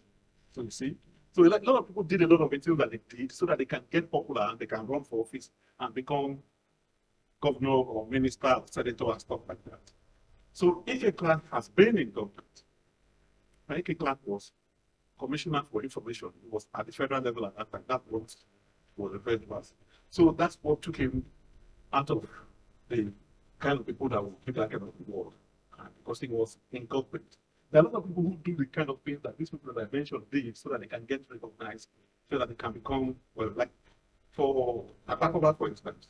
I mentioned how he fought the goons, the military regime and everything. He was bludgeoned. He was not jailed. He was locked up. You know, his freedom was curtailed. After all that, he was popular enough. If when democracy kicked in, democracy that he fought for in 1999 kicked in, he decided to go to Anambra State and contest for election to be Anambra State governor, he would have won. But he didn't. So he was doing it altruistically, he was not doing it to become a politician. Also, Tinubu, as you all know, was in charge of Madeko. He fought, okay, and everything happened. But he was doing it for politics. So he's not part of power. What he was doing, stuff like that. So it's people who did it without politics that were rewarded. As for Delta State, that's my state. Governor Borowe is my friend. You know, he was there when we did it many years ago. He has come to the top. I actually invited him as the host. He was the co-host with the governor of Lagos State, someone who I also know. But unfortunately, he couldn't come. In fact, one of you, you know, who read the promo and said he was going to come. It's also an advisor like should go. And it was, he bought a copy online, you know, and stuff like that. And told me that both his ticket was ready to go, but he didn't show up. Maybe I don't know the politics of it, I don't know what happened, you know, but and I'm also trying to reach the governor to say, he's my friend, he's my personal friend. Before he became what I was on top, and he came on, so we remained friends. So I expected him to come, but he didn't come. Rob would mention that I have 4 books. My books have a different genres, and there are issues that they focus on. The first book, Beyond Loss and Grief, it's a personal memoir. You know, I wrote it, you know, when I suffered a misfortune. Okay? Then the one about Abakari, the good, the bad, and the ugly side of government in Nigeria, you know, was about public service in Nigeria. You know how they said Abakari became so powerful, was so instrumental to whatever President Buhari was doing. It was really key and everything. They said he was absolutely loyal. All right. So I used him as a linchpin to be able to discuss public service in Nigeria. And that was it. And a lot of people don't believe, but that book is in demand. Yeah, every demand. The people are still looking for it because it covered the nuances, you know, the different issues, what happens in government, what influences decisions, you know, stuff like that, and all that. And so that's what that captures. A group in Ghana said, actually, it's a forum. They read books, but I can't remember their name, and they're in Asama. They actually take these books and they themselves and discuss it and they learn and stuff like that. I'm sure they're going to do that within for the space pretty soon. You know, so that's what we do. We do this thing to spread information. Prof knows it was an event. Actually, I deliberately made the event book presentation and not launch of it. I didn't want it launched. It wasn't a fundraiser. We printed 500 copies of this book, 250 hardcover, 200 softcover. 200 of it was given out across the country. Practically all the governors, most of the ministers. It's gone. Yes, you know. So to ministers, to heads of parastatals, and not only just that we gave them for free, we actually spent logistic money on GIG. And I did it deliberately. I used GIG because I'm a pro-Nigeria man, made in Nigeria. I believe in Nigeria. So I didn't use DHL or UPS. I went on there and used GIG. You spend money, you know. And of course, since you're in the media, you understand. To print a hard copy of this, it's close to 25 to 30,000. You know, but we send it to everybody because we want them to put it in their library or to put it by their bedside and read it, understand it, and espouse the value inside the book. That's why we did it. And it's our little way of contributing to the building of Nigeria. Bon, yes. Everybody else. The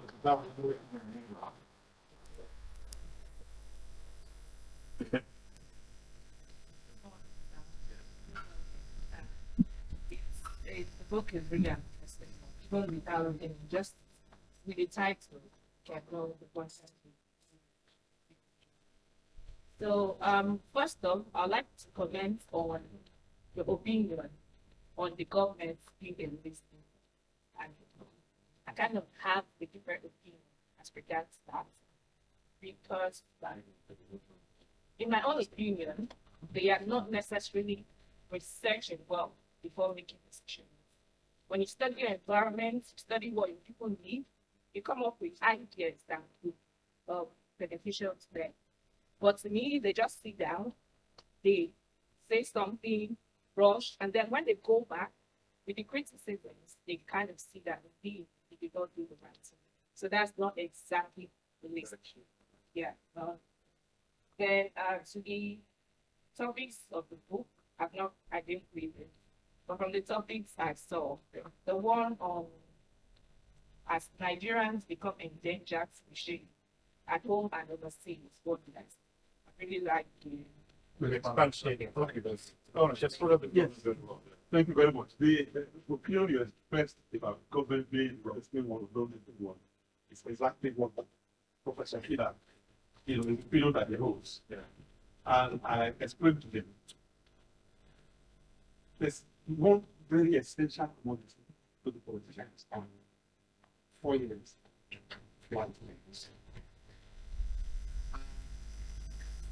President Tinubu inherited a government that was really bad. Like I said earlier, Charles Someli, former Central President, and Governor Banana said, we inherited government of our country that like a dead horse family. A lot of people, you know, you are in the media, but the past 8 years and locust years. Okay, so these are completely bad. Now, the politician, the most important commodity that we have is time, and it's so constrained. As I said earlier, if Tinubu waited to fine-tune policies, first of all, he will not have the right to policies like that. There'll probably be one, because he won't wait until he has finished fine-tuning it. So the strategy that people is like, some of you here are still, you are married. Is that, some of you are waiting to have a very good job, have a very nice apartment, a very nice place, well furnished, before you can think of getting married. And some of your parents are saying, no, you just have to start growing, and the rest will come through the struggle. Some people are saying they want to move into a house when they have built it and they have been able to furnish it everything that they want before they can think of renting a house. Some of folks are advising them, go and rent a house, put in a bed and a fridge and probably a cooker. Along the line, you buy the rest of the things. Okay? So, Tinubu, in my record, has taken the advice of saying, just move and fine-tune as time goes on, because we don't have time. So, but from recall an instance, during the days of Abacha, he wanted to announce that Biman Chiroma as the governor of the Central Bank of Nigeria. And mistakenly, they announced Adamu Chiroma. Adamu Chiroma was a journalist, not an economist, not a banker. And they went and announced that he's the CBN's governor. And they came to tell about it. You were very sorry, sir. It's Biman Chiroma who is actually the economist who was going to be announced. But they announced Adamu Chiroma. Because it's a soldier man, same difference. You have announced the CBN governor. That's not a journalist became CBN governor. And don't lament about it. He was a damn good CBN governor. Adamu Chiroma was a damn good CBN governor. So it's once you are educated, actually, you put your mind to it. If people who break it down, that technical. They are professional economists. It's actually the principles. Yes. Once you have a picture, Yes. you can need anything. So it But appeared like a make mistake. design. Yes. Yes. So it appeared like a mistake the first time, but at the end of the day, it wasn't such a big mistake. So the reason I said Tinubu is listening is his calling right now. Is the dynamic of the situation. Is the way that he has decided to run, because he doesn't have time. Time is far behind him.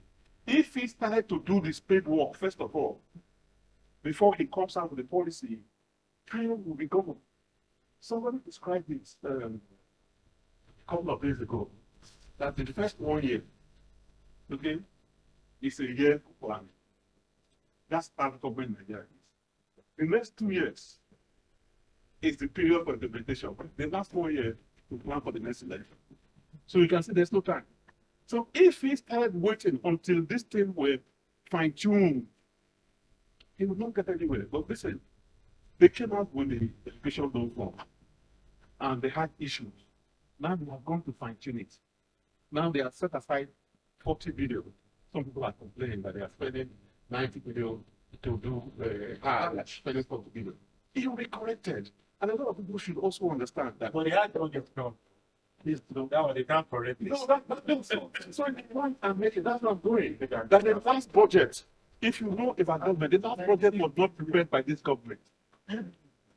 When they announced So going forward, we shouted, we screamed, we made noise.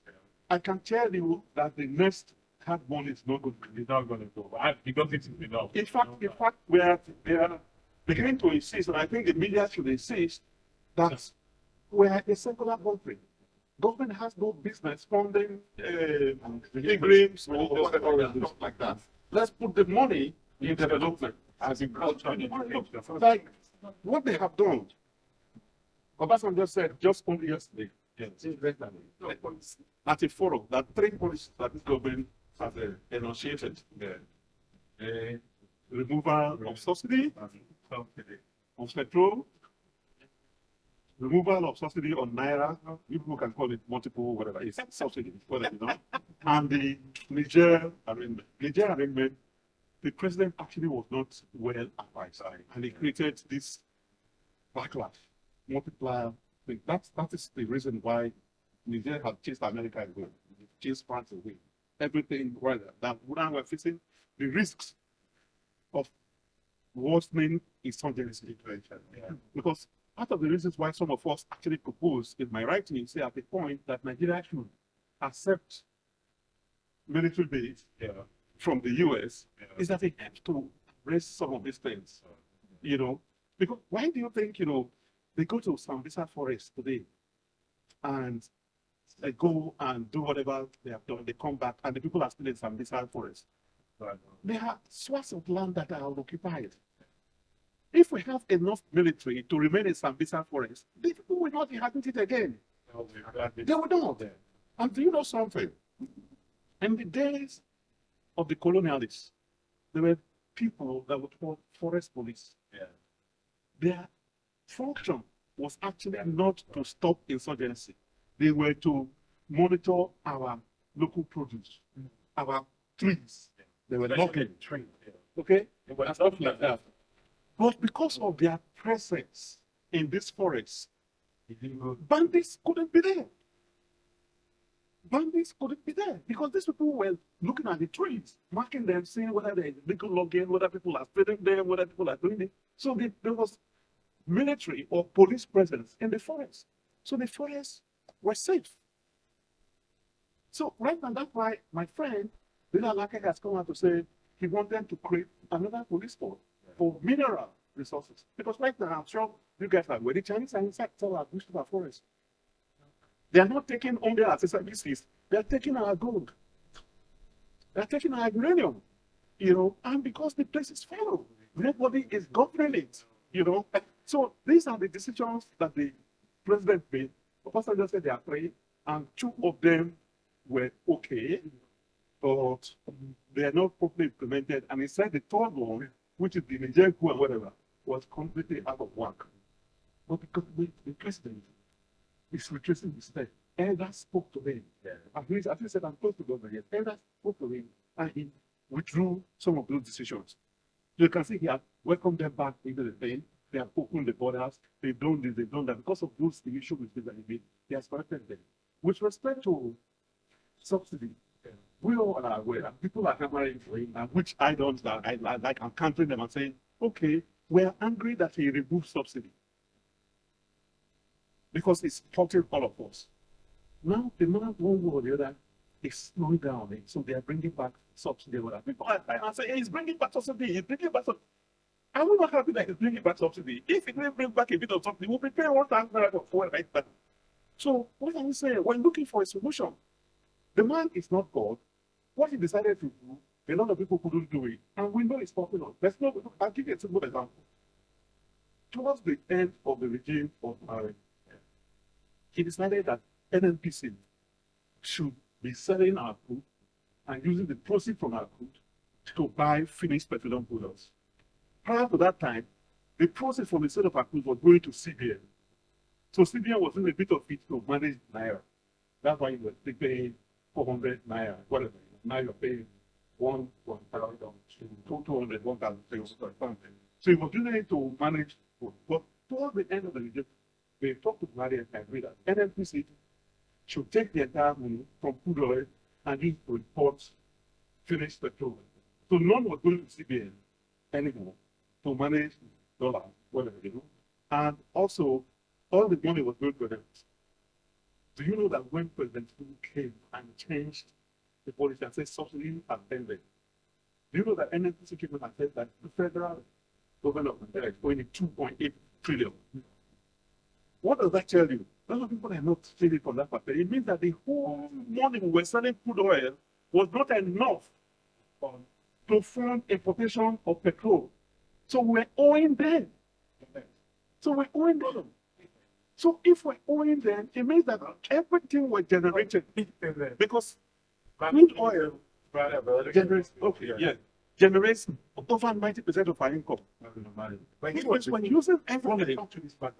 Yes, we're using everything to import finished petroleum products. So that's the situation where we're. Okay, quick intervention, but I think it's kind of what we're wrapping up now. So we're there. Thank you, bro. Thank you for what you just said. My name is Kila. I work in the index of the government. Now, so what you said, I am the also naming now. The current president is actually engaging with the Kulu. Then I know there's what we call breaking with journalists. So if they are breaking with journalists and the journalists don't think they want to speak up, I guess what we compare. Okay. So competition is laughing. Thank you. I agree with you, yes. Because in fact, when I told the student, that was where I was going to. If the president and all these things you're saying, if they had come out saying, look, this is what's going to happen, let's be ready for it. Maybe, I mean, I will not speak with happy. I will speak with the side. I'm not like in anything that I'll still see what is wrong. But all these things, because all these things they're saying, I always remind them that, okay, I understand the job with people. But did I ask you to apply for it? Yes. So don't tell me to be sorry for you. Yes, no, someone else will have done it. To respond to you, you are actually absolutely correct. Prof has been saying the same thing. We have been saying the same thing. What is lacking right now is spunk from Nigeria National Orientation Agency, NOA. They are not doing their job. If you recall, media or the communication arm of the government. yes, no. NOA informs within their purview, their responsibility. I'll tell you for instance. Yeah. Back in the days, what is happening right now? It's happening about new, but a lot of people don't think seriously about it. This Japa syndrome. You know that about the time. Andrew, don't check out. Some people who are old enough, no, there was a jingle on the radio, on TV, talking about Andrew, don't check out. What is happening now was happening then. Nigerian youths were going abroad because of the hardship here. So it addresses what somebody raised earlier about, the thing I wrote about, what to do to change people going out. So, but Nigerian government came out with that promo. Andrew, don't check out. And there was a promo on TV. Something there for Nigeria to survive, this and that, Nigeria. He was speaking to the people. He was bolstering them. He was galvanizing them to try to help ourselves. In 1961, the 35th president of the United States of America, John F. Kennedy, when he was being inaugurated, he said, ask not what your country can. Ask them what your country. That's the whole essence of this movement. That's what I meant when I said we can, in our own small spaces, help ourselves, organize, team, to be able to rule. So please, go ahead. Good morning, everyone. I would like to unbundle the protocol already established. While I was seated, I listened to your speech, rather attention. But I want to know that move away from engaging the author, because that's not the essence for today. But again, I would like you to, I must sincerely thank you for this very information that the book contains. But quickly, I would like you to, since it's a celebration of the author, quickly share with us what your highest moments has been in journalism, and tell us again how you get inspired, what inspired your writing, for our benefits. Then I also would want you to point out, well, how do you, okay, let me ask this way, how does journalism influence your public service performance? Because I recall that Freedom of Information Act, though was everywhere in discussion, but was not passed into law then. So I assume if you were a commissioner of information and we have the FY Act, how you're going to relate to journalists, because simply you work for Delta State governments, and information from public servants and all that, like Secret Heart and all those things will not allow you to operate. So you just share how journalism does that. Then I want you also to, because most of the things I think you want a lot. Stop. You don't want The last one is very important. the next last the one. It's on, because I read through If they want that. your presentation on the rising television. You could not complete that interview before it was taken away. And there was Just like you now. Wrap up. All I right. really give it quick. So, you've spoken, articulately on the present administration. I hope you are not selling the current administration to us. But again, election and national interest. You see, most of the downliners, those who are in the local governments and all that, do not understand national interest. We know that this is being coined by the elites. And if you try to interrogate how that plays out in an election, you see that most Nigerians, 70% of Nigerians, are not part of, how national interest is being coined or how it's being played out. I want you to just share your view on that. Thank you very much. Well, I hope you remember all your questions. there's a lot of parties do also. Please try to remind me if there's anyone. No, don't worry. We don't remember. And I don't when yes, whatever. Mashallah. Actually, as I told you, I'm an advocate. Crap. Thank you. I am not trying to sell this government to anybody. As a matter of fact, I just told you, go and read my stuff. And go and read go to my website, visit. So, can I just put it? I think it's actually worth reading because it appears to be supporting it. In reality, it's not. Because the reality, what it does is that it tries to see the other side and say, maybe this is what they are thinking, maybe it's what they're doing. I mean, the difference between him and I is that he's more moderate. He was saying that you don't need to fight. I wake up wanting to fight sometimes. I don't write, but anytime I think of the issue. I think That's the difference. I see things from multiple points of view. And as we were saying earlier, you mentioned about maybe in government, we're around when the information FYI was being reported.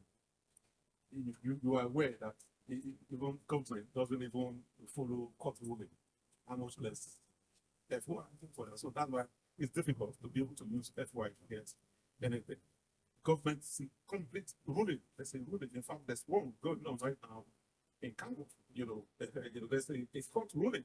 That something still didn't happen, and the thing is happening based on certain other factors that they have brought into it. That's so FYI all over the world is applied, okay, and it's with discretion because of certain things that shouldn't be shared to the rest of the public, because of strategic reasons, so that's that. Then on the issue of this last point I raised, election and national interest, I actually wrote an article, election and national interest. That was in probably 2008. Yes, 2008 or thereabout. I've just come back, from, I stopped being a commissioner in 2007. A lot of people don't know. That's like almost 20 years ago, whatever, that I stopped being. But like I said, for one reason or the other, I still have access to those in government, maybe because of the work that I do. So I hear from the other side. And like we pointed out during this last question, is that enough is not being done to communicate what government is doing to the people, So people are not being carried along. And that's contained in my article that's going to be published tomorrow.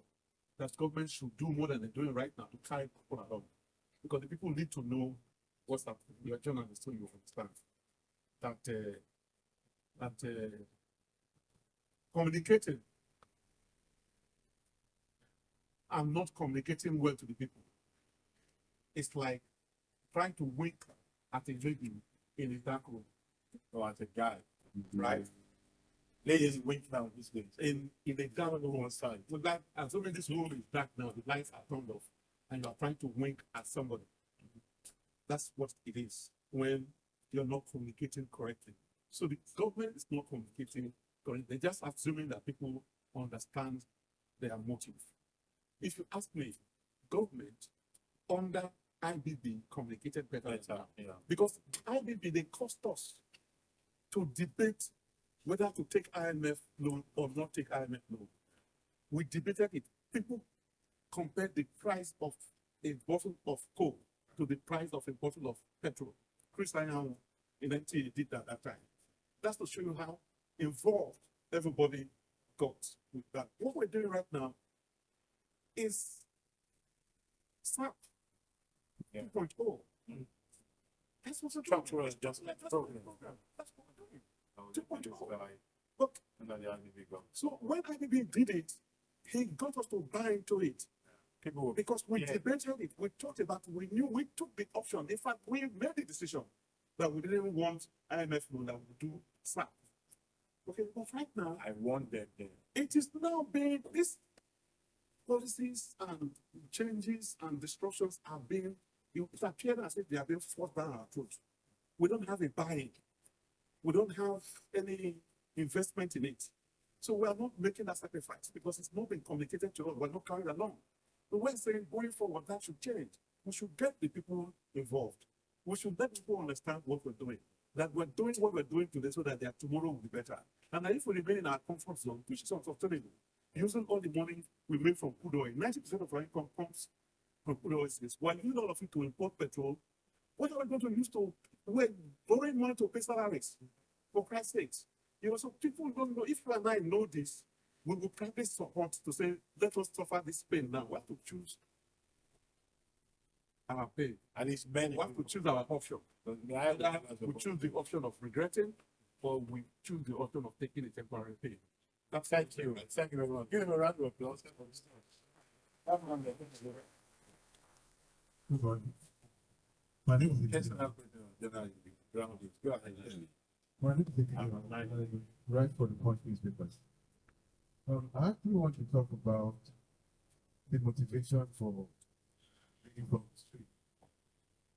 Because you've talked a lot about it. Now, I want to use Watergate scandal as the point of reference. Now, we are currently in a country where not too long ago, a particular ministry was mired in serious scandal.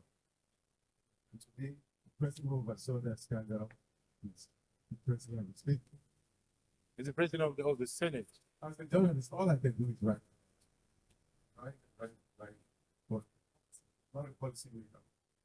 So, from a country where something like that happens, what's the motivation for it? Because I remember during the Watergate scandal, there was an investigation that was done on the heels of what was uncovered by the media.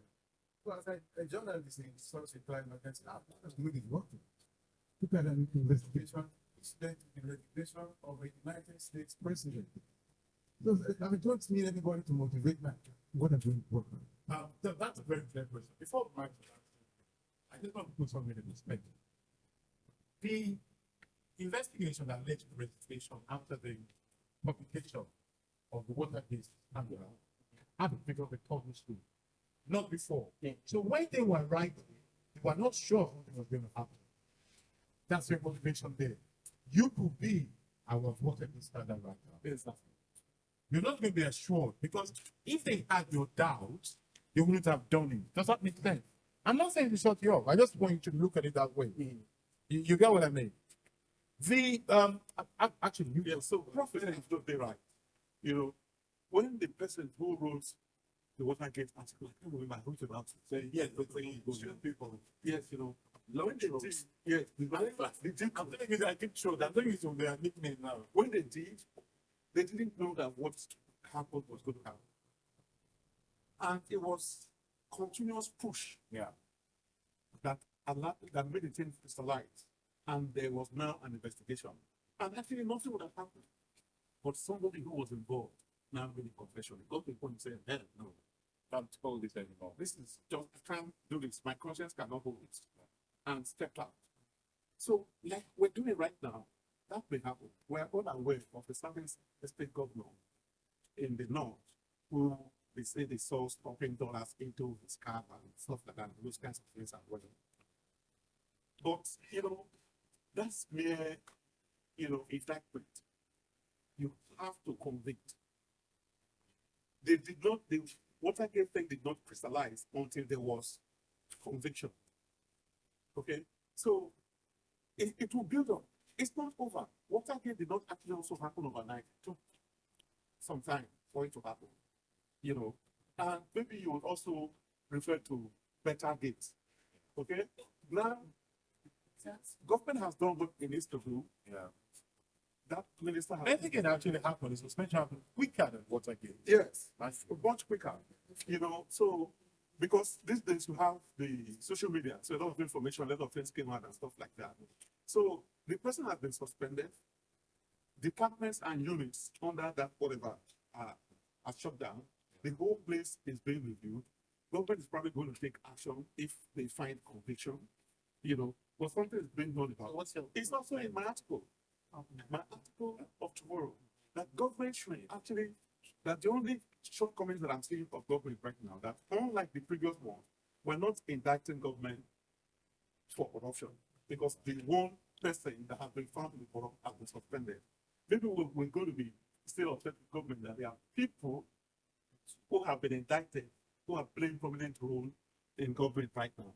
And the challenge we have about that is that this is politics. In one of the articles, the chapters, I wrote about politics, politics, and politicking. Okay? There are tricks in politics, and they are meant for politics to keep going. Because if you, it's government of sustainability. I'll tell you for instance, if it's about delivery of dividends, let's take a state like Lagos State, for instance. But they did very well. He delivered on infrastructure. We all know the bus stations, the railway terminals. We all know the infrastructure. We know how he was going to clean up Lagos with cityscape, landscape, whatever, stuff like that. But what he was doing was affecting the people on the grassroots level, the PSPs, people doing the road cleaning, where the jobs were being taken around. They are the grassroots. They are the ones who control things from that end. And he got moved out. But if he was clever enough to play politics, it would have been sustained, and the good things that he was doing would have been continued. So politics comes into this thing. Mr. President is a politician, and he needs to string his people along so that he can sustain his stay in power for the next election. But if he goes altruistic and say he wants only seats in government, whatever, you know, and stuff like that, he may not sustain it. Well, yes. There's I wanted to link these things so I can go back to the question around what inspires you. Overall, I think the lesson about living from the street is that in reality, if each one of us can do their bits, things will be better. If everybody, truly, from the barber to the journalist, to the imam, to the carpenter, to the dentist, if everybody just does the right thing, the country will be a great thing, regardless of politicians, because politicians will be just a reflection of all. And if we're focused on doing our own thing, you will see that we probably won't be thinking very much about them.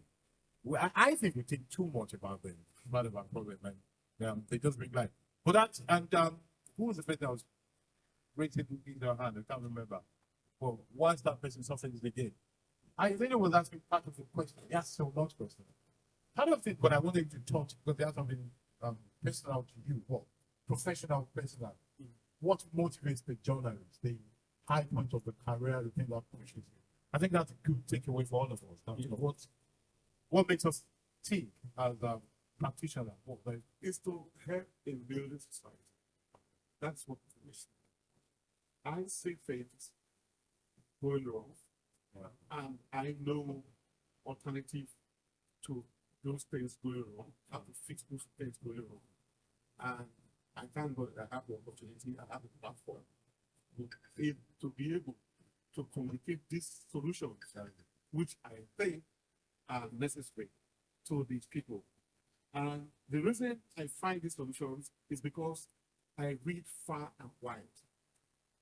I am not just confined to the local environment. That's why Professor Sari said I'm a master of comparison. Let me give you another example. In 2018, if you go to some of the articles that I wrote about how to fight corruption with people and technology. And I made reference to what the World Bank did in Indonesia, where they used technology. They created an app that they used to track corruption. And it was very effective. Fighting corruption with people, power, and technology. Yeah. Page 454. That article was written in 2016 or thereabout. And it worked to a large extent. Maybe like a month ago, the federal government of Nigeria came up with, I think, an app, I think it's called Eagle Eye or something like that. Where it's under the auspices of the special advisor to the president on project monitoring, whatever. Had this app announcement, former MD of MP, says managing that. And that app is for you, all of us here, to use the track government projects and be able to identify any perfidy that we identify, that we find in the implementation of these projects and call government out. Just like they did with the Humanitarian Affairs Ministry and Better Edu. It's people that call them out. It's people like you and I, not just journalists. Because like I said, we are citizen journalists right now. Everybody that's carrying an Android phone or, you know, a smartphone. It's a journalist. We are reporting, we are communicating and whatever. And as Prof was saying, there's a difference between citizen journalists and youth-trained journalists. Youth-trained journalists, they are ethos and values and standards. A citizen journalist will find an accident scene and take video or pictures of the mangled body of the people and the vehicle in tatters and everything and publish it. But a trained journalist like you can't do that. There are standards. You're not allowed to do that. Okay. Warishirenka, at the event that you and I met, the Punch newspaper, their event, what he focused on as the keynote speaker, yes, what is happening to us journalists these days? That, you know, the way we talk about such morbid things is so, you know, it's so, The language, the language is like the feel of it, you don't say it's not right. That we have to be empathetic. with You this don't right refer to death, distance, and Yeah. stuff like that as mere Yeah, events. yeah, No, yeah. that they are words that he mentioned, he used some words that we use. Yeah. And he said, no, that this don't use such words. You have to put it in a better way, you know, and stuff like that. You see, CNN does not show some things. Some things they will say they will not show you. Even the ones that they show you, they warn you that look, it is, you know, and stuff like that. But citizen journalists, people who are just journalists, don't have all those ethos. They don't know those rules. They don't know those regulations. So they just go out. But you, trained journalists, are supposed to know all that. And that's the difference between you and people who just have smartphones and they just like it. So as you do, he's a good man. There's also so this idea, so his own thing that big journalism out because he wants to improve things. And I think that's a way. But it also helps if you wake up thinking, I'm gonna expose that bastard. Yes. That helps as well. You be a good journalist, you know, to show that he's lying. Let me prove it. Call them out. That also helps. Let's not forget that bit of journalism as well. Yes. Oh yeah, of course, I'm the one who you got the time when you can live. She probably came with that voice. She's been given. She did not lie confidently. She hesitated before the lie. Yeah, those who came early and stayed at the back are humble people. Yeah. Because they wanted to be called to the front. Yes. They didn't want to be But called. we don't do that at CIAPS. We leave you there. It's not the kingdom of God.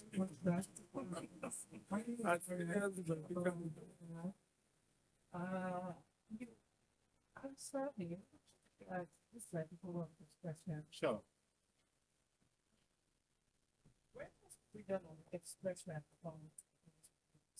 Therefore, Instance, or I personally avoided or I this, you know, fear of journalism. closer to the mic. Yes. Sorry. Yeah. I personally have had this fear of journalism for a while because we get to hear insecurity for journalists, right? You get to hear the threats, you get to hear the lack of freedom to express yourself the way you want to, right? So where does freedom in a country like Nigeria, where, like you said, you mentioned there are cases where we could report some things, but at the end of the day, you still see this person that you saw is the corruption he has done and everything still becomes, you know, a leader and all of this.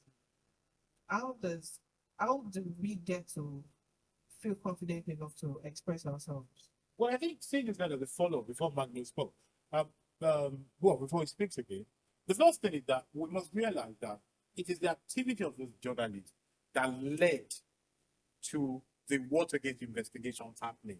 It's not because it has happened before. It has never happened before. So it is people that think try. It's people that think try.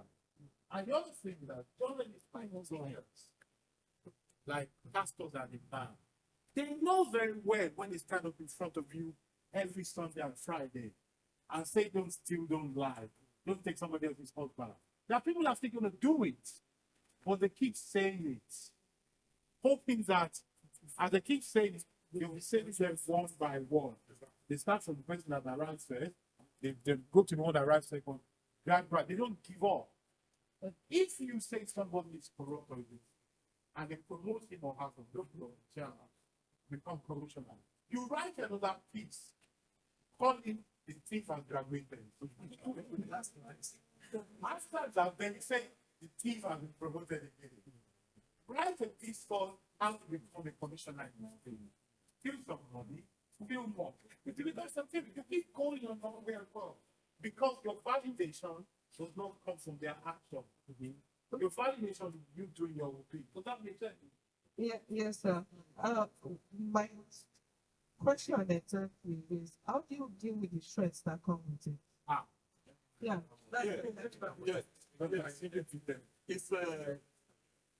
It's every profession has its own risk. Okay, the pilots, for instance, the wives or husbands of pilots, each time they are husbands, they are spouses, are going to work, their hearts are in their mouths because anything can happen. The wives of husbands, soldiers as well, they know the risks that come with it. Even bankers face tremendous risks. Those that count money, they have lost money. They have been at work when armed robbers strike. Okay, so every profession has its own risks that happen.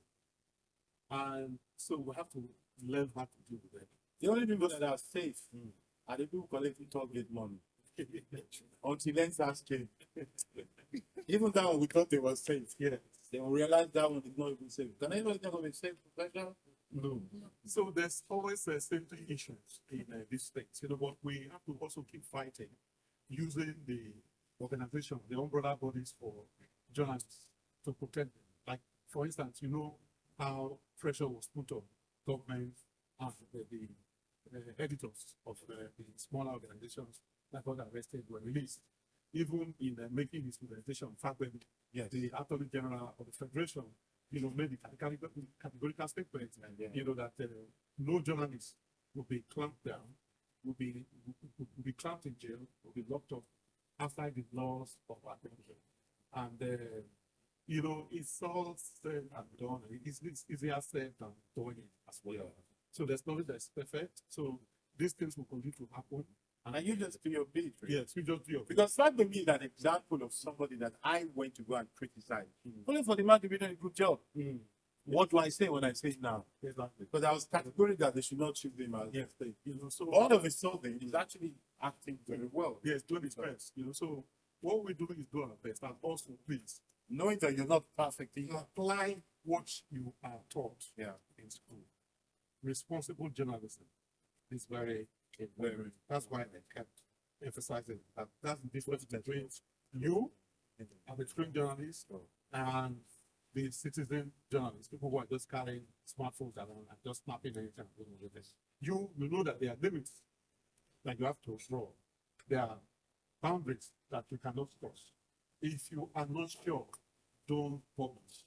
If you are not certain, don't write about it until you have become certain of what you're doing. Otherwise, you get into trouble. Sensationalism is good. Screaming headlines and all that. But facts are sacred. But facts are sacred. That one fact is sacred. Work with facts. We stay on not with facts. Last intervention of the day. Thank you very much. My name is Dr. Udo. I'm really You have really added value to us. We spent there judiciously. Leading from the streets, it's a wonderful one.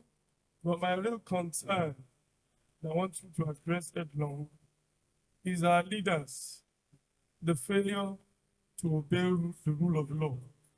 How do we go about that? It's happening in Kano. It has happened during the period of war. It's still happening now. How do we address that? Thank you. That's the point I was making earlier. When somebody raised that issue about the F1, and I said the government doesn't even respect the rule of law. Government does not even respect law. So what comes? Judgment coming from there. But like I said, it's consistency. Rome was not built in a day. Our country is still in evolution. And I'm talking about what's the things that you find in a system that make you know that that society has become liberalized. And I told you the role of the fourth realm of journalists. I told you that the role of civil society. It's civil society that's calling them out. Let's say somebody famous who is, Professor Odekalo, Chidi Odekalo. Yes, sorry. Yes, he's the professor now. He talks in very short, my alma mater, whatever, And he is a human rights activist. He was chairman of the Human Rights Commission. Go and read his articles.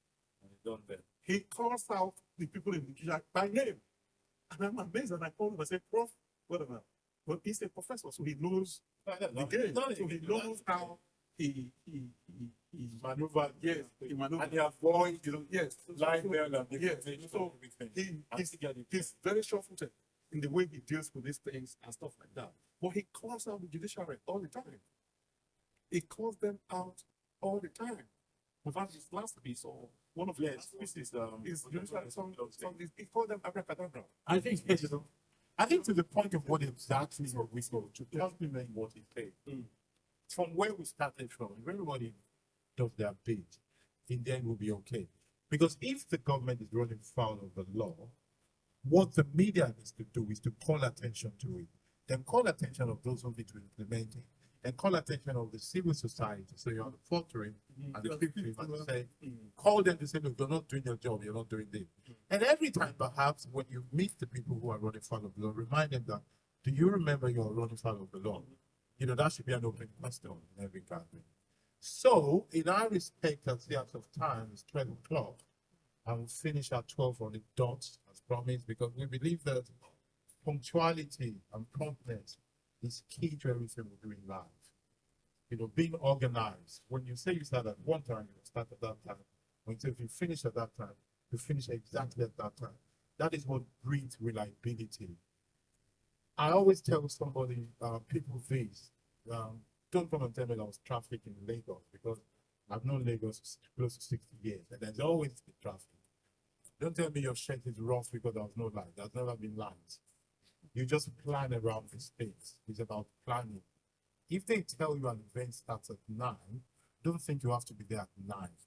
Think you have to be there some minutes before 9, because that is the starting time. It's a mindset that allows you to be organized and reliable. So if somebody says to you, I need you, if you say to somebody, I need you for 10 minutes, they know that your 10 minutes means 10 minutes. So they can plan around. When they think your 10 minutes might be 20 minutes, they will say no, because they have something to do later. They won't be able to squeeze you in. That is my parting advice to you. Thank you very much.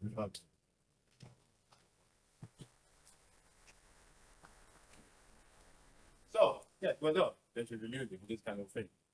Very, you love the contact page.